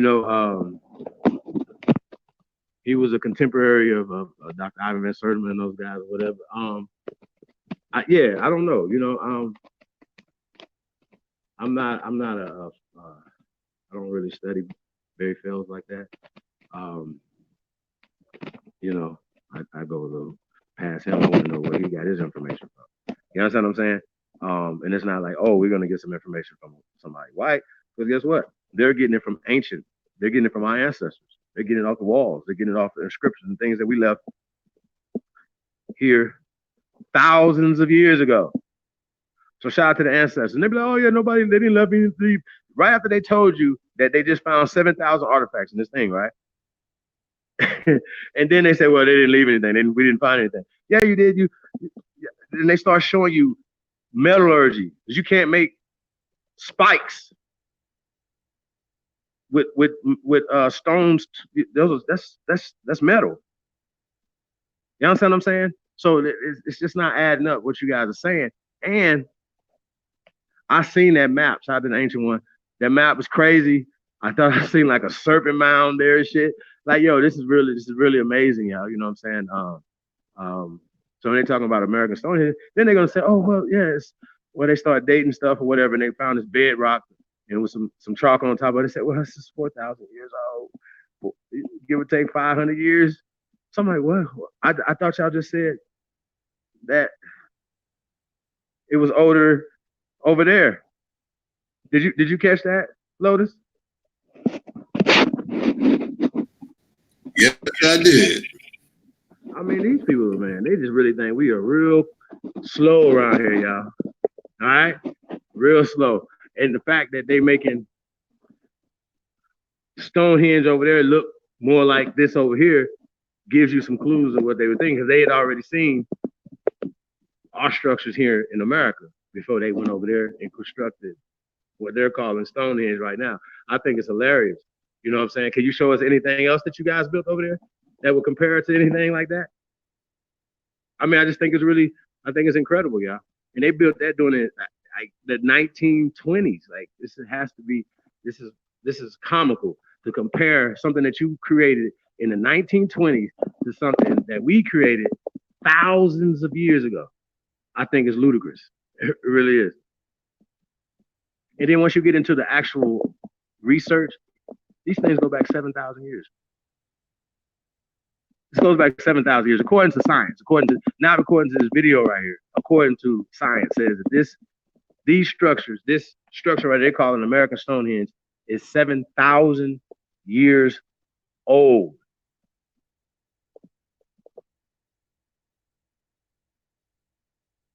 And I think that's being very generous. And y'all know I put 100,000 on everything they say, because they probably like, fuck. Oh, and then also, you know what was interesting to me? That they showed the little cartoon thing of you know, digging deep, deeper you dig, the older things are, yeah. I thought that was very interesting. You know what I'm saying? And do you guys also know that they don't recognize or fund anything that digs lower than they want them to dig? They be like, no, you can't dig that far. We won't fund it. And if you dig that far, you come up with something, we're going to take your funding from you. They literally do this. So now they stacking the deck and they doing all the things they can do in their museums and they textbooks and all the things they do in these universities, right? This is just defying logic. It doesn't even make sense. Show me Bill over there, Barry. That's all y'all got to do. And so we know y'all created it for the lineup, you know, and they're gonna show that in a second too, right? By the way, it's just interesting, y'all. That do y'all think that before they made this video right here, that they knew that wasn't the original Stonehenge over there? That's a real question. You know what I'm saying? So that's a real question for me. Like I really have to know this. Are they trying to do this? That's all I got to know.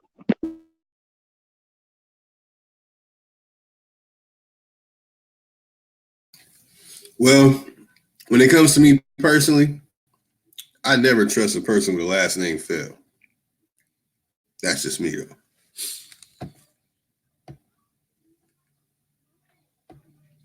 Phoenician occupation, and then after that was a Celtic occupation, and after that was a Native American occupation. However, not everyone is convinced by Fell's interpretation of the Mystery Hill inscriptions. The fact of the matter is that in a number of cases, linguists have been highly critical of people translating these sorts of things. Very often in these ancient inscriptions, you get two different linguists to translate them, and they translate them entirely differently. That's interesting. I've never seen it before. It certainly has man-made linear markings. And you could say that was an L, and you could say that was an L going the other way, or you could call it a P. I have no idea what that says, but it's an interesting thing. There are examples throughout the United States of hoaxes being played on archaeologists, so they do have to be careful. But we can tell you that we've never tried to pull the wool over anybody's eye. I would think that any inscription that was several thousand years old in New England that somehow survived the rigors of a New England winter would be really unusual. However, the owners of Mystery Hill do. In 1982, based largely on Barry Fell's interpretation of the site as a Phoenician settlement taken over by ancient Celts, they officially renamed Mystery Hill America's Stonehenge.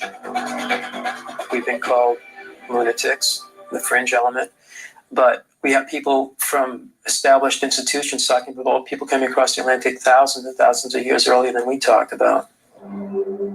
Do I think people could have crossed the Atlantic before Columbus? Yes, I think so. Why not? I mean, there were plenty of people voyaging around all over the place. Could just be getting there by accident. Then the first thing they would want to do is to survive, of course. First of all, avoid getting killed, get yourself a settlement, settle down. Then the last thing beyond their mind would be to start building megalithic structures. If the Phoenicians were in the New World, they would have brought some of their stuff. When people bring stuff, they'll lose it. They discard stuff when it gets used up. They put it away for it, and we archaeologists find that's what archaeology is all about. And such artifacts do not exist at this site. Anything that they had in permanence that long ago would be something that would be so precious to them. It wouldn't be disposable like we have today, that they would take it with them and carry it with them. Well, then if they are here in New Hampshire building this site, enough of them to build this structure for a long enough period of time, surely they would have dropped something diagnostic of that culture from that time period. Believers in the antiquity of America's Stonehenge have an explanation for this. It was a sacred ceremonial site, so people didn't leave trash and debris around. And the stone circles and other megalithic sites in Britain also have a lack of artifacts. When we continue, could America's Stonehenge be the first house of worship in the New World? Extraordinary claims require extraordinary evidence. Present-day adventurers are proving that it's possible to cross the Atlantic in unconventional ships. In recent years, men and women have made the journey in a small sailboat, a canoe, a rubber raft, and an amphibious jeep.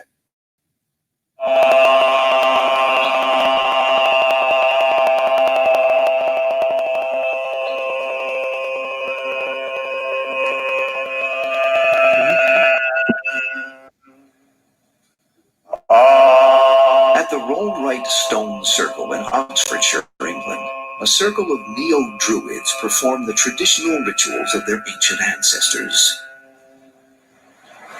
Behold, a cauldron of Arwen. Gift.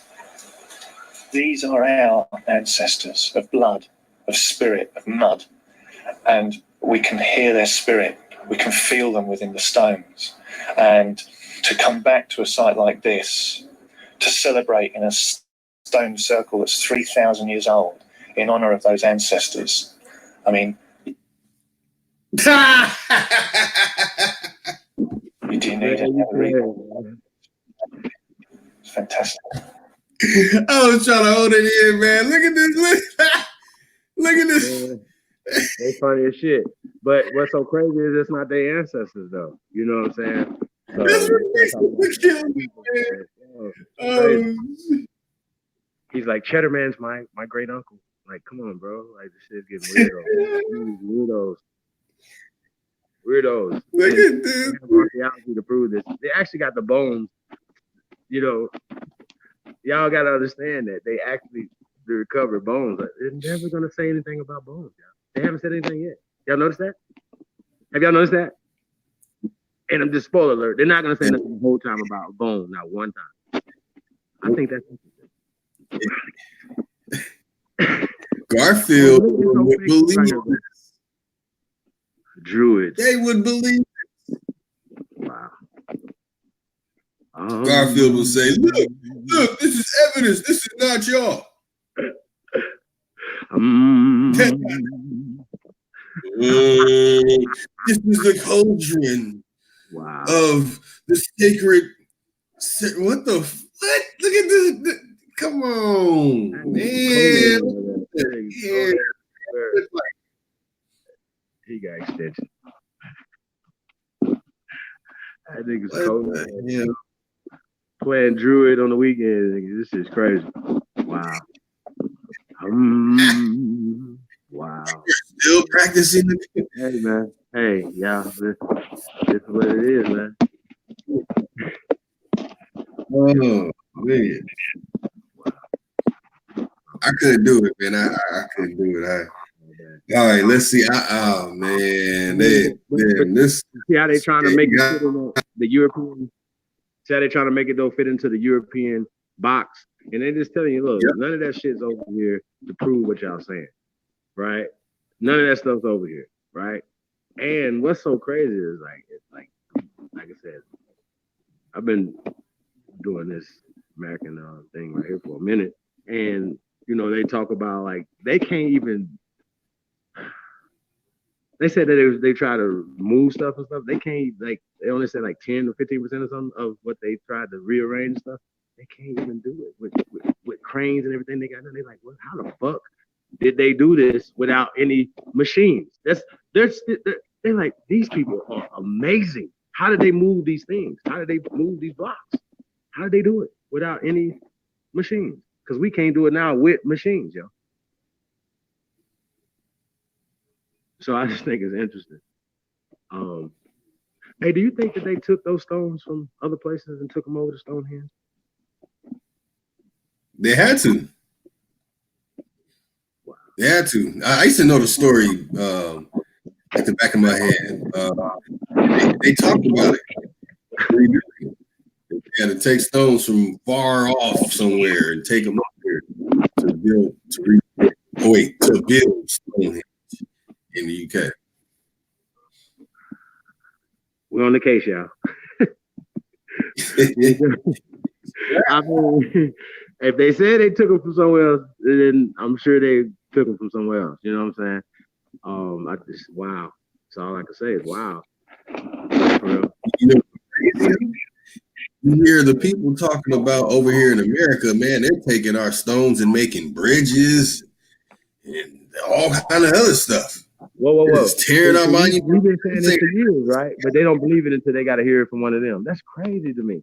Yeah, that's exactly what I'm getting at. That's right. That's crazy. Man. Cahokia has stones. It had stones on it, y'all. And they bulldozed down other pyramids in the East St. Louis area. That's all I can tell y'all. Yes. They actually have videos of them doing it. We're gonna have to dig them up. They literally show you that they excavated thousands of pyramids. When we mean pyramids here in America, they planted trees on them, put grass over them. You understand what I'm saying? To make so you just drive right past them. That's just a hill right there. Literally. Hey, let me share something. So don't fuck around. Trip on this, Chief. You know that place in California they call Bohemian Grove? Yeah. Oh. Yeah, I noticed that too on the first rap video. I mean, the first music video, Bohemian Rhapsody. No. I'm talking about Bohemian Grove.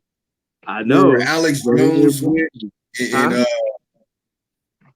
where Alex Jones went and had videotape and all the presidents go there and perform their rituals. There's a giant stone. It's in California. It's Bohemian Grove. All the famous people go there once a year and they meet up and do some weirdo stuff around it and talk business, right? It's like a big ass. But this is a stone. That big ass owl. They didn't make that. That was already there. I'm sure. Tell you, man. Shout out to my brother from another mother, executive sections in the building. Peace to the guy, man. Yeah, man. Hey, man, this is funny, y'all. Hey, shout out to all the nerds in the chat room, man. Everybody tuned in. We some nerds, y'all. So y'all got to bear with us, man. But we really think this is some really pertinent information. You know, when it just comes to, when they be like, oh well, the slaves built all these things in America.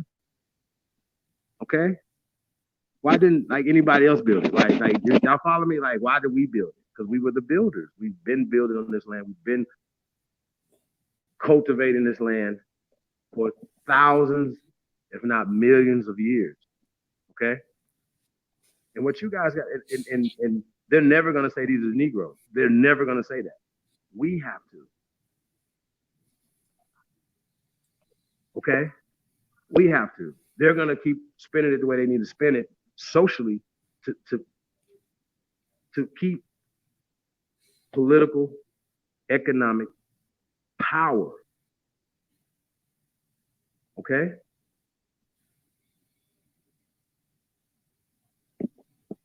This is it. So, I mean, yeah, man, this is deep, y'all. It's deep, and we just gotta keep doing our thing, man. We gotta keep grinding, y'all. Keep plugging in, keep uncovering, the truth, man. Like I say, everybody is waking up. That's just what it is. But they can't stop it. The information's been out here. You know what I'm saying? And like I said, we just can't look at this video and just take their word for it. Because even if you was just didn't know anything about anything, you should figure out that they're contradicting themselves by saying too many things at the same time, going back and forth. Things don't make sense. And you would believe in Stonehenge if we had never showed the fake ass shit that they just created over there. Nobody would have believed it because we showed you it. It's right there. It's already there. It's not like we created it. It's been out there. These people had to know that. Before you do a video, you should have to know that. So they have to be a part of the agenda. We just taking in the cipher That's they right. put out, bro. Stop playing, man. We're not playing. We're not playing with Barry Fields. Nobody. None of these. Goldilocks right here. Yeah. Like we tell you niggas, we scientists. Y'all be like, no, you're not. You have to be recognized by them. I'm thinking to myself like, nah, man. Hey, man. The 60 people in the audience right now, I respect y'all. You know what I'm saying? I respect, my peers. I look at you guys as, my peers. You know what I'm saying? So if you guys respect this work, you know what I'm saying? That's more. That's anything. I don't care about any of their degrees. We broke all that down. Like, come on, y'all. We don't play those games. We don't care about none of that. And obviously, they don't either. All they master teachers don't have no PhD. Y'all notice that? None of them. Some of them don't. Matter of fact, they don't even have bachelors. Okay? Okay? Dr. John Henry Clark, one of the greatest, didn't have nothing. So he didn't even graduate high school. Excuse me?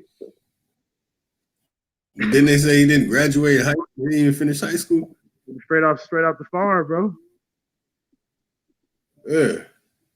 He only had junior high education. Wasn't even a.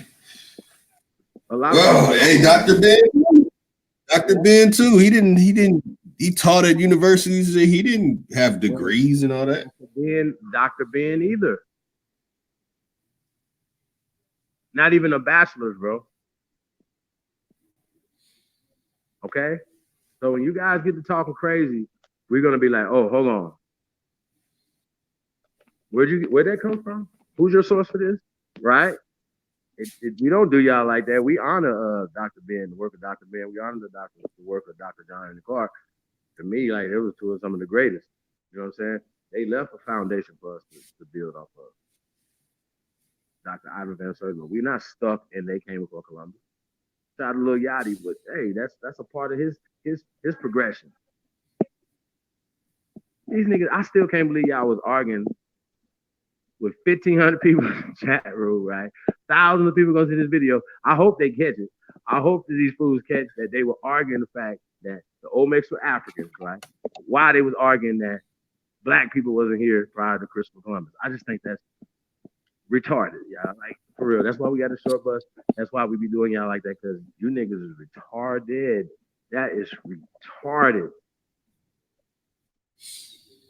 Okay? Explain this. Y'all gotta explain this right here. Don't get around it. Like whatever these druids is doing over here, it don't matter. I don't even care. Honestly, they can do whatever they want to do on their land. Straight up. To be honest with you. We care about what's going on over here with the imposters that are on our land. You know what I'm saying? And that's just what it is. Y'all can respect that and check it. Like I really don't care. Like the work speaks for itself, man. This is the greatest of all time over here, man. I don't even get it. You know what I'm saying? Oh yeah. We break it all the way down, man. From 23 to me to everything, bro. So I don't know. I get it.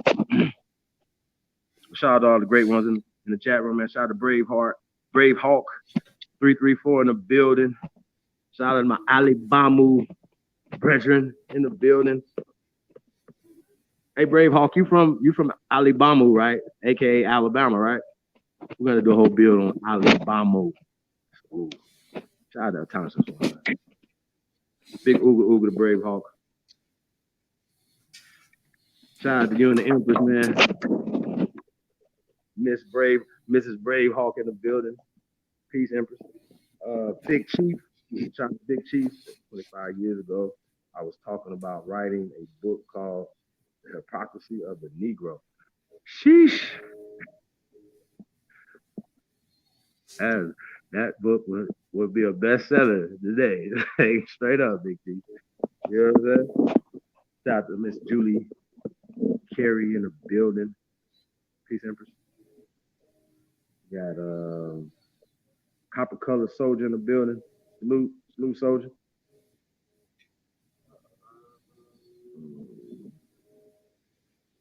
Got Four Outside Help. Shout out to Four Outside Help. Nice to meet you. Peace.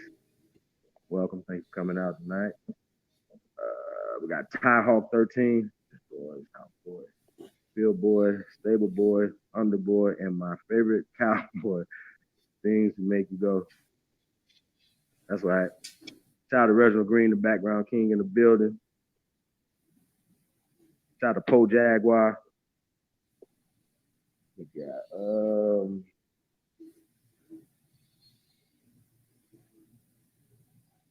make sure I get it right. Shout out to the Ancient One. Lack of artifacts over there. Right, they ain't got no artifacts. Like the made up stone. Like, hey, bro, I think it's laughable.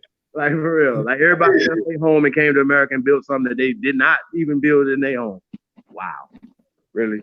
Niggas was throwing dookie at each other, bro. Timbuk, son of Papoose. He said Captain Caveman is relative. That is a fact, bro. Be busy in the building. Peace to the God, man. Libra son. Peace to the God, man. Libra, you want to come on here, man? Anybody come on, let us know, man. We're going to send y'all the link out, man, tonight. Shout out to Mr. Dark Brother 1 in the building. Shalom. Peace to the God, man. We got Rod Deet in the building. Peace, King. Alton Warren. Peace to the God, man.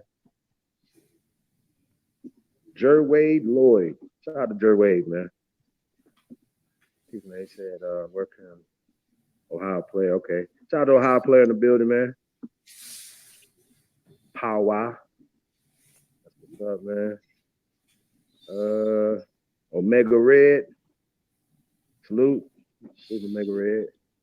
Miss Gretchen Helm. Peace, Empress. Coming out tonight.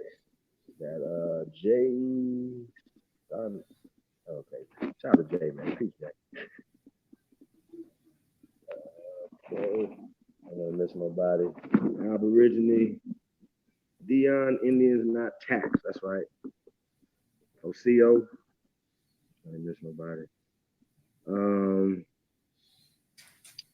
Ain't this nobody? I don't miss nobody. Facts. Oh, favorite girl. Hey, peace, favorite girl. How are you? Welcome. Lewis Jones in the building. Peace. Okay. Shout out to Eugene Page in the building, man. All I see right now, yeah. Anybody else in the building? Anybody else I missed, man? It's all love. Yo, man, let's go ahead and we got Joey in the building. Peace, Joey. Vaughn Indigenous. Shout out to Vaughn Indigenous, man. We still got about 7 minutes on the video. Oh, yeah, let's go ahead and knock that out, and then we can go ahead and get to the book. Like, we've been doing this for a minute. All right. Yeah, all right. I'm downstairs real quick too, so I'm not even gonna be able to get. Well, you're not gonna be able to catch all of it. It's all bad what they showing me right here. I couldn't do it. Let's see how far. If it gets worse or better. Hopefully better. Still here. With the blessings of the great stag in the element of fire, we do thank the spirits of the south and bid you hail and farewell. Hail and farewell. Oh, hell no. More than 3,000 miles away, their American counterparts are drawn to a site where they feel the same kind of spiritual energy. It is America's Stonehenge. I think that the structures at North Salem, New Hampshire are clearly a spiritual or ceremonial site. Their use probably had to do with the astronomical events of the solstices and the equinoxes. The evidence that I see is the contemporary evidence where we have, say, on a solstice celebration, we have people from all walks of life who come to the site, which I think has probably been happening for thousands of years. The claim that this was a site sacred to ancient Europeans is also based on the lack of relevant artifacts found here. This was a very special place. Like when people go to church, they don't leave their trash around. They don't mess the place up. So I think that's why we don't find a lot of archaeological remnants. So you see, you got this interesting, if you find anything, you prove something, but if you find nothing, you prove the same thing. However, archaeologists at Stonehenge do use just this argument to explain the lack of artifacts inside their sacred monument. We actually have very little evidence because it's very difficult to know what you're looking for on a ceremonial site, what would be left behind. If people were singing and dancing and drinking and having a good time, they wouldn't necessarily leave material made of stone or pottery that we all sorts of things that wouldn't be preserved. But while the actual monument is relatively clean, the area surrounding it is littered with tools, bones, and all the detritus of daily Bronze Age life, items that are sorely lacking at America's Stonehenge. I would be really surprised if Europeans were living in New Hampshire 1,000 years ago. I would be surprised. It wouldn't rock my world.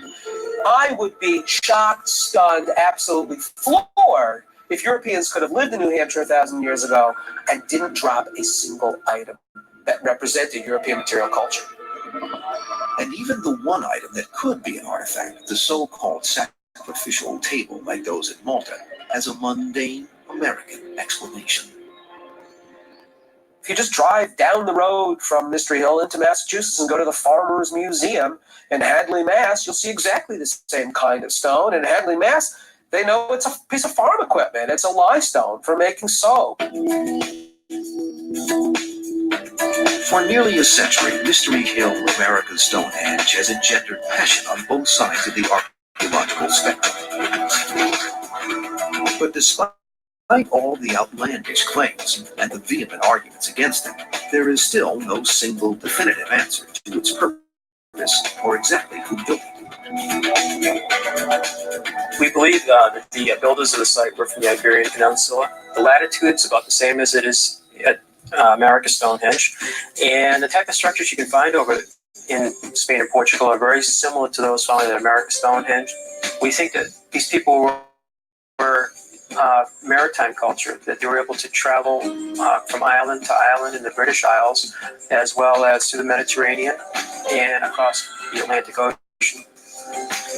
What I want to see is a bronze axe of demonstrable European origin in a form that was in use in Europe 3,000 years ago, found in a sealed archaeological layer. These things together and properly published would show me that it was a genuine European Bronze Age find, and then of course one would accept that. Extraordinary claims require extraordinary evidence. Yeah, you wouldn't go to commercial right there now, would you? Oh, we're gonna look at No, you're not.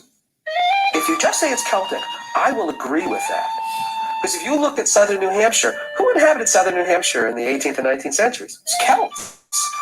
Guess what? They brought with them sort of standard traditional technologies that you can trace back in their home territories for thousands of years.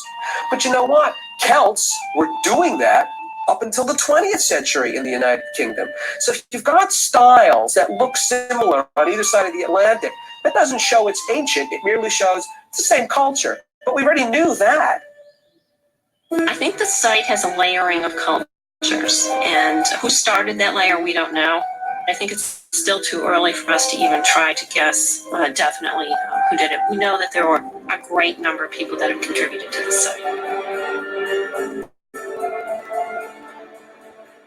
Archaeologists in Massachusetts recently received a call from a man reporting what he thought was a find. Hidden away in a remote part of his property were stone structures shaped like those at Stonehenge, but smaller.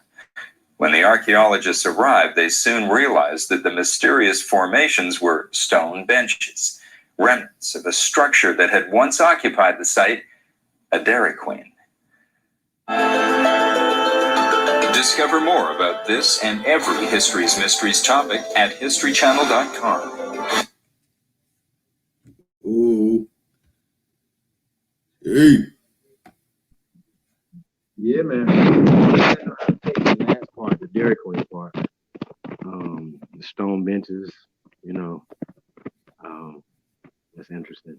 The Dairy Queen part, I didn't catch that, so went over my head, under my head or something. I don't know, but anyway, yeah, man, this is amazing. Like for real, just to think about it, you know. For us who know who the people were, right? We're not even confused. Like, think about it. You had to do the things that we were doing, you know, just people don't even look at a person who can chart the stars and the seasons, right? You have to grow things that live, or know when animals are in season, or whatever the case may be, right? So it's not like we wasn't no dumb people, you know what I'm saying? We had to be like the animals wouldn't have waited on us to evolve and to know how to make things to protect ourselves and domesticate things. You know what I'm saying? So it just, yo, man, or grow things, you know, it's they try to tell us to fit this in a box that and it's not, the box is too little. It's not big enough. You know what I'm saying? It's not big enough. The information is getting out. It's going to come out, y'all. It's trickling out. You know what I'm saying? We kicking the door in like, nah. Yeah, we ain't cracking the door, nigga. We kicking the hinge off the hinges. Everybody was a little bit. You know what I'm saying? So, yeah, I don't know, man. Like, they're gonna, like I said, they're gonna spin it the way they want to spin it. But like the dude said, man, there's no evidence of this so-called European culture. You know what I'm saying? And once again, we have more here. This is bigger than so-called Stonehenge that they made up over there after they seen our shit, took stones from over there. This is what it is. What you gonna do? What you gonna do? Where's your information? In the contrary, see what I'm saying? Right. That's all we gotta say. Where are your structures? That's ours right there. That's for us. That's a primary.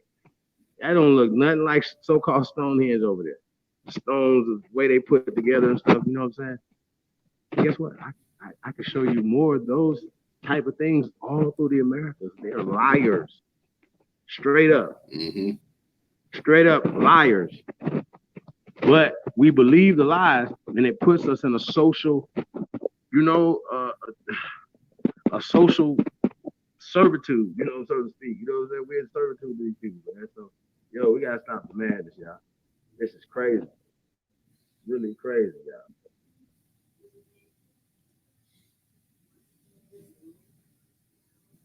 Yeah, man. Yeah, it is. Yo, that's just crazy, y'all. Shout out to Ron Redbird in the building.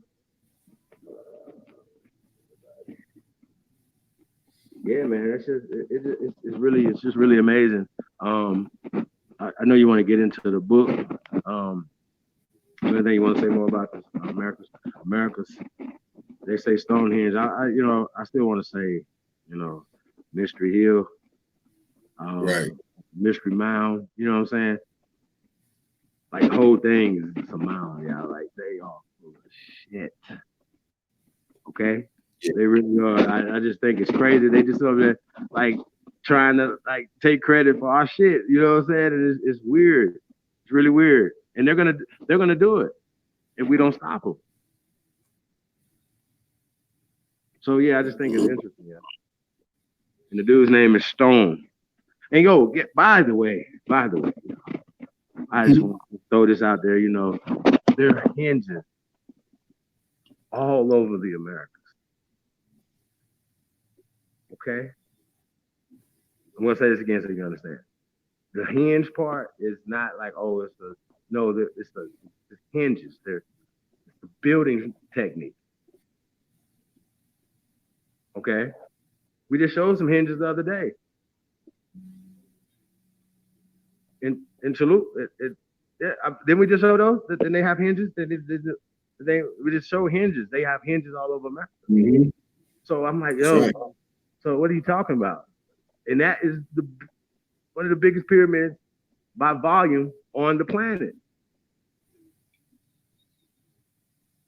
So I think we got to really let's take it in. Come on in. We got to rethink this thing. You know what I'm saying? We can't let them get away with this, the lies and the invasion of body snatchers. They swapping out. You know what I mean? So yeah, man. So I just want to say that. So the whole Stonehenge thing, you got hinges all over America, man. So yeah, man. Shout out to the ancestors, man. For real. You know what I mean? And so we would never even think, we were building, like all through the new so-called New England, okay? Walls, miles, and like, who built this? Wait a minute, who built this? You know what I'm saying? They're just wondering, well, maybe some farmers built it, or maybe the Europeans who settled here built it. Really? You see how old these stones are? So they got stone work and hinges all over America. They're liars. Just lie. Okay? They're liars. So just understand that. So don't get fooled, man. So always, man, just examine everything. Examine what we saying. Don't just take our word for it. You know what I'm saying? You go do it, but we showing you right here. That's what's up, man. Shout out to everybody, man. Peace to the guys, man. Yeah, man. That was pretty good, man. That's pretty dope. Yeah, it is. Pretty dope.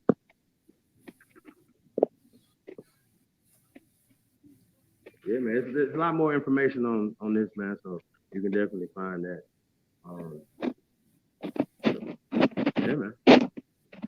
What's up, man? I still haven't read this book, man. I think I'm gonna read it. What's it called? Guns, Germs, and Steel. That's right. Yeah, let me show it for the camera. Yeah, the book is called Guns, Germs, and Steel.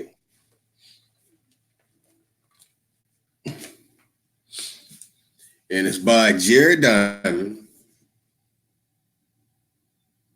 who is a professor at UCLA, or was at this time of this book being published.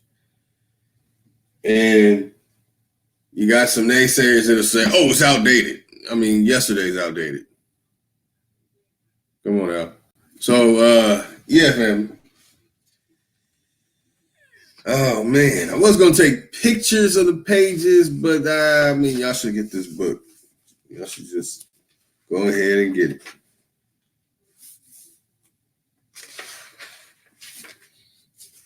What year was it? What year was it written in, bro? Let me see. 1999. 99. 1997. That's new. Oh, very new. Okay. So the only rebuttal is, oh, that stuff's outdated. Why? Because they got some stuff in here that got your ass looking stupid. Yeah. I even said a person name. That wasn't me putting this stuff out. So I'm going to put it out.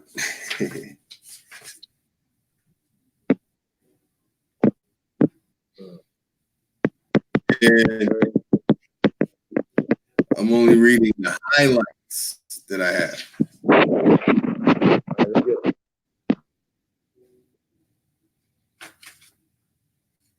All right. So chapter 1 up to the starting line.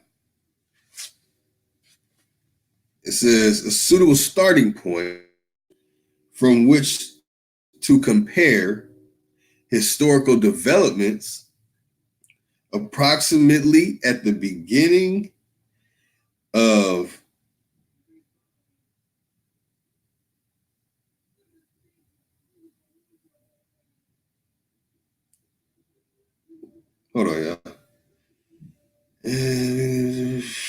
of village large life.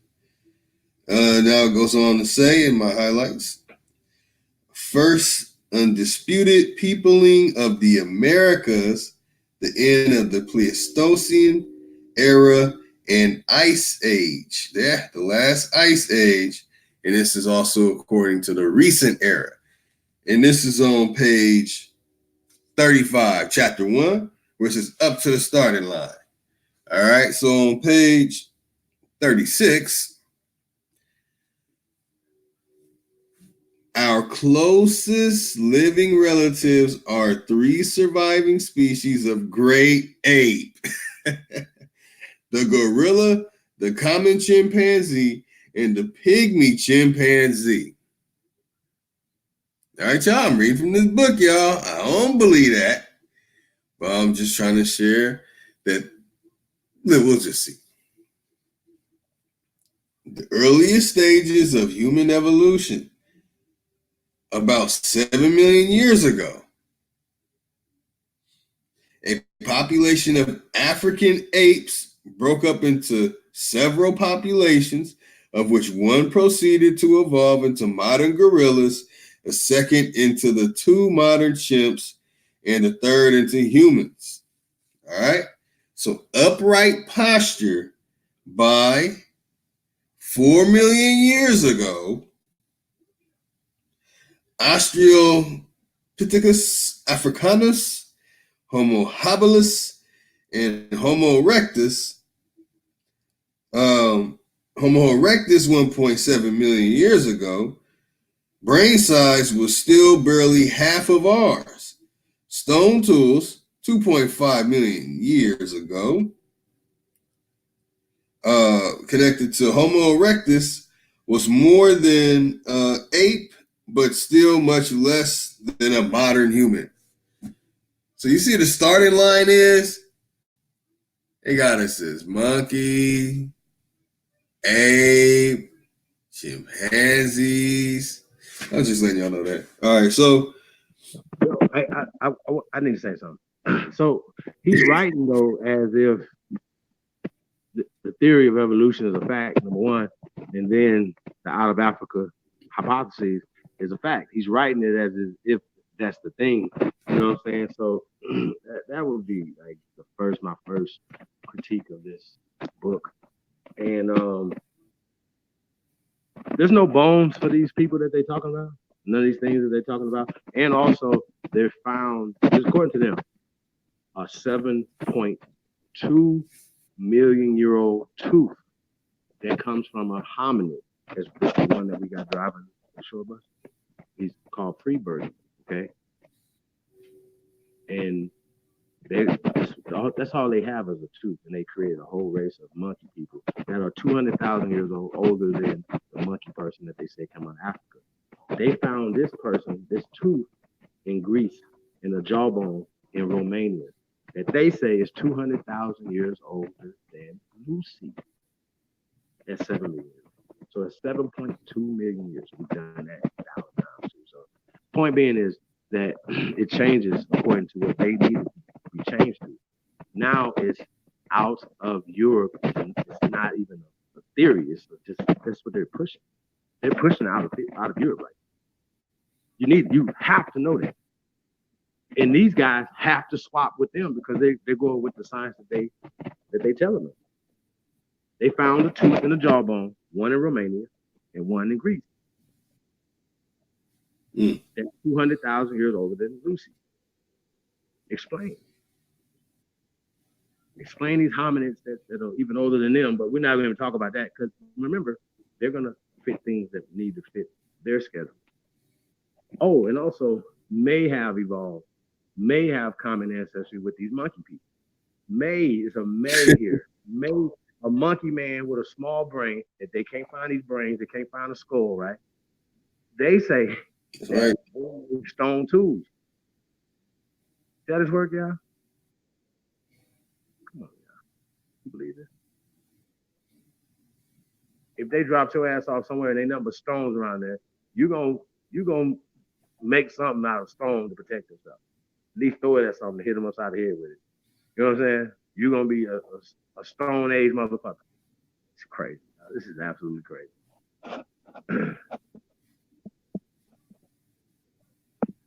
Does that make you primitive if you use a stone to do something with? To hit something? Oh, you ain't got a hammer, you go use a stone. Nah, that just means you're smart. So, imagine how smart our ancestors had to be here, you dummies. Like, this shit crazy. Like, all the animals that they had to fight against, all the other people that they had to literally fight against. They didn't have guns and the police to protect them, right? How smart you had to be for you to be here. Oh, no, they were dumb. Like, come on, y'all believe dumb shit like this? Can you imagine how smart the motherfucker had to be to create algebra, create math and science and building? They throw your dumb ass out there right now. You couldn't build shit, boat, nothing, and you got all this knowledge, so called. See what I'm saying? Imagine how smart these people had to be, but they primitive. This is retarded. You don't even chart the sun. Oh, y'all, we be some dead motherfuckers. We so spoiled. Ain't no Walmart. It's like it's over. Water going to do your own well. All right, good luck. Good luck. Niggas be dead in the motherfucker. Word. So come on, y'all. We gotta bring it in. Come on, bring it in. Sacrifice, right? I mean, think about it. They was like, man, shit, we had to, put our deer on here. You know what I'm saying? Whatever. Really? And then have a barbecue. Man, we've been barbecuing for so long, y'all.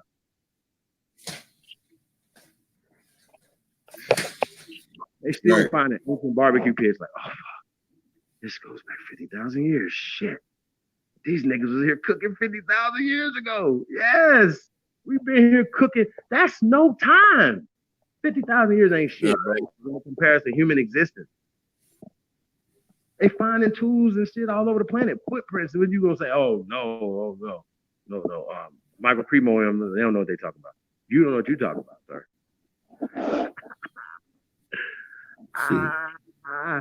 So yeah, man, that's what we got, man. Like, yeah, man. So that's my critique on that so far. But don't mean that we can't extract nothing good out of this book, though.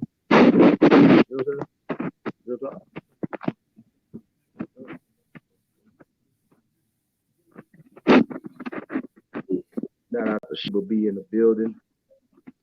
Peace to everyone tonight. Parts time. That's what's up. Yeah, man.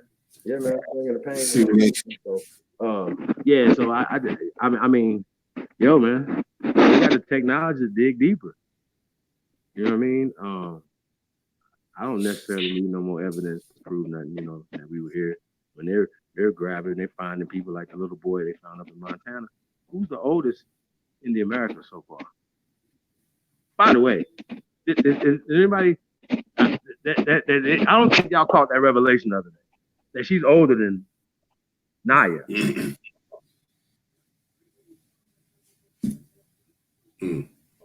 Okay. But it could go back and forth because they had a little boy that somebody stole that was with Naya, that was older than Naya, that would be about the same age as this little boy right here. They stole him. He's a Negro. Oh, but no. Oh, their DNA matches Native Americans. Lies. And more lies. You know what I'm saying? So yeah, y'all gonna have to count this. And you know what's gonna eventually happen is they're gonna have to come back and say, well, you know, Luzia and Naya and all these people we found are really actually older than what they said. That's what they're gonna have to say. Oh, we don't know who built these pyramids. Who the people inside them? Who told you they went to the quarry down here to get it 100 miles away? Who told you that? What are you talking about? So yeah, it's weird. So this is interesting to me. That Barry Phelps can read some stuff that the Native Americans can't read. It's just interesting to me. Oh, and by the way, they said about that video too that different people can decipher and say something different than what he said. So I think that's interesting too. I think I can go and make up something myself that suits my political agenda. Does that work? That's it. Whatever y'all say, it fits my political agenda. Because it comes from America. See how that works? Y'all say, well, where's your well, right here. There's writings right here. These writings don't count? They don't count. Probably. Do they count? Do our writings count? They don't count? Okay. Only y'all writings in Europe count. Stop it. It's no. So yeah, so I think once again, we talk about selling. They act like everybody was only selling to us, like we wasn't selling. Remember, selling comes from America. We got the trees to build the boats. Does that work? Every explorer said they met seafaring people when they came here. Like, what is it? Like, we wasn't. Come on, y'all. This is crazy. Like, we was chilling. Like, we didn't want to go nowhere. We had to go other places in these boats because you have American technology all around the world. Do y'all understand how that works? It can't pop up. Fuck, look, we ain't gonna go where the people come from, right? Let's scratch that part. The wheel couldn't have been like everybody around the world came up with it at the same time. No. Somebody had to invent it somewhere. See how that work? Somewhere. So, yeah, man. Too funny to me. But yeah, man, about the book though.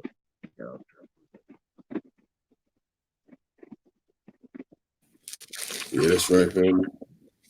And I'll be reading more highlights as we go on, as we carry on until we start the 24 hours a day? For 30 days? Oh yeah. Oh yeah. 30-day live stream. Shit, we need just about 24 hours every day right now, as it is. But I think we're probably gonna break our own record during this 30 days. Remember we did like 2 weeks? Yep. We were like, that was crazy. times like, all right, I'm gonna do it. You go to sleep. When you get up, I'm gonna pass you the baton. I'm gonna go to sleep. Yeah, I remember that. Shout out to everybody, man. Yeah, man. So yeah, we're gonna continue to keep bringing groundbreaking information, man. Yeah, man. This dude in this book's a buster, though, man. Just wanted to point that out. First off, he believes in evolution as being a fact, and he's coming from that perspective. So that, like I said, people that would critique, the book, I like I said, I'm gonna do it first. You know what I'm saying? Like, so they won't have nothing with surprises. You know what I mean? But yeah, that would be this guy, man. Let me ask you a question though, right? Some of the stuff, since this was written in '99, where did he get his information? He traveled around the world to a lot of the places that he talked about. He even documents his travel in there, and the pictures are pictures that he took and the places he went. So I mean, it's very interesting when it comes to that book because he has some real shit in there. He has some hardcore things in there, and then he has like that nonsense that I just read. Interesting. So I mean, I give him that. He does have a lot of good information in that book. Talks about the food, domesticating of food, and domesticating of animals. Like, he broke a lot of that down. That was after going. Where did he say the domesticating of food started at? I have to go over that part. He doesn't really give a specific location for it really having an origin. It just says man started doing it. Most of the stuff in that book is always pointing to America, but I don't want to make a mistake. At the moment, I don't remember exactly. So people evolved out of Africa, according to him, right? Came to America, and because all this food and stuff was here, right? Basically, motherfuckers could basically think and do things, build things, and discover things in America. Is that what they basically saying?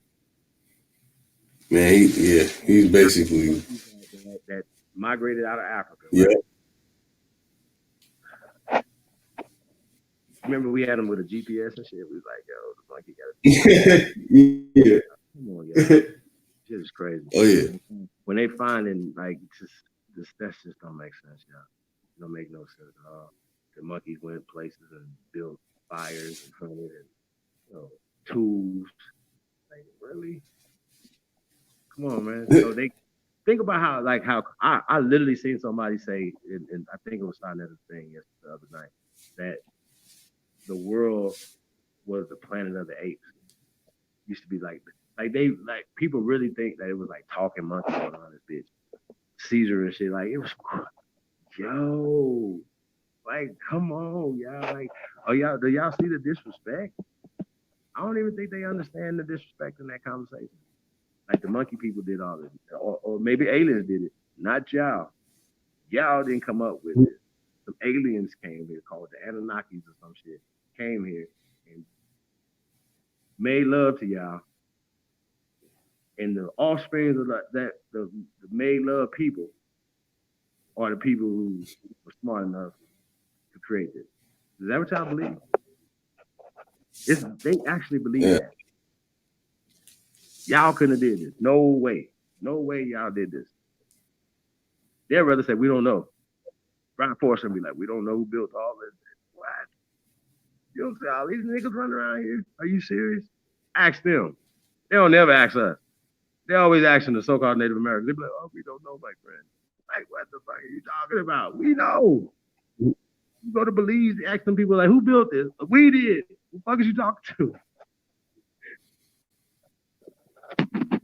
We were here for thousands of years, man. As far as we can remember. It's crazy.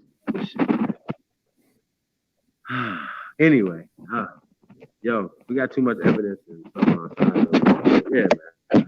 That's what my only thing. dude said, extraordinary claims call for extraordinary evidence. Sheesh. Jesus, he pulling out DNA test. Like, look right here. My percentages say I go back to Africa. No, I can't make it up. Like, this is what they're doing. Like, that is an extraordinary claim. And you have no evidence. Zero. Is that not alarming to anybody? Like, everybody just be like, y'all just be taking it. Like, they just lay there and take it. Like, no, I'm not listening to this shit. I'm not, even when I wasn't even this, I wasn't woke because I didn't have the information. Like, you know, I'm in college and stuff. I raised my hand. Like, man, this don't make sense. What y'all saying? They be like, nah, they're trying to say something. Nah, it just don't make sense. I feel like I'm in church again, and I'm reading this with y'all, and it don't make sense what y'all saying. It's like they wanted to put their agenda. You know what I mean? You had to write the paper and think the way they want you to think. You understand what I'm saying? In order for you to get the grades that you need to get the degrees you need to get, you had to think the way they want you to think. That's a fact. So that's why they turn out the people that they turn out, because they're already thinking and speaking the way they want them to think and speak.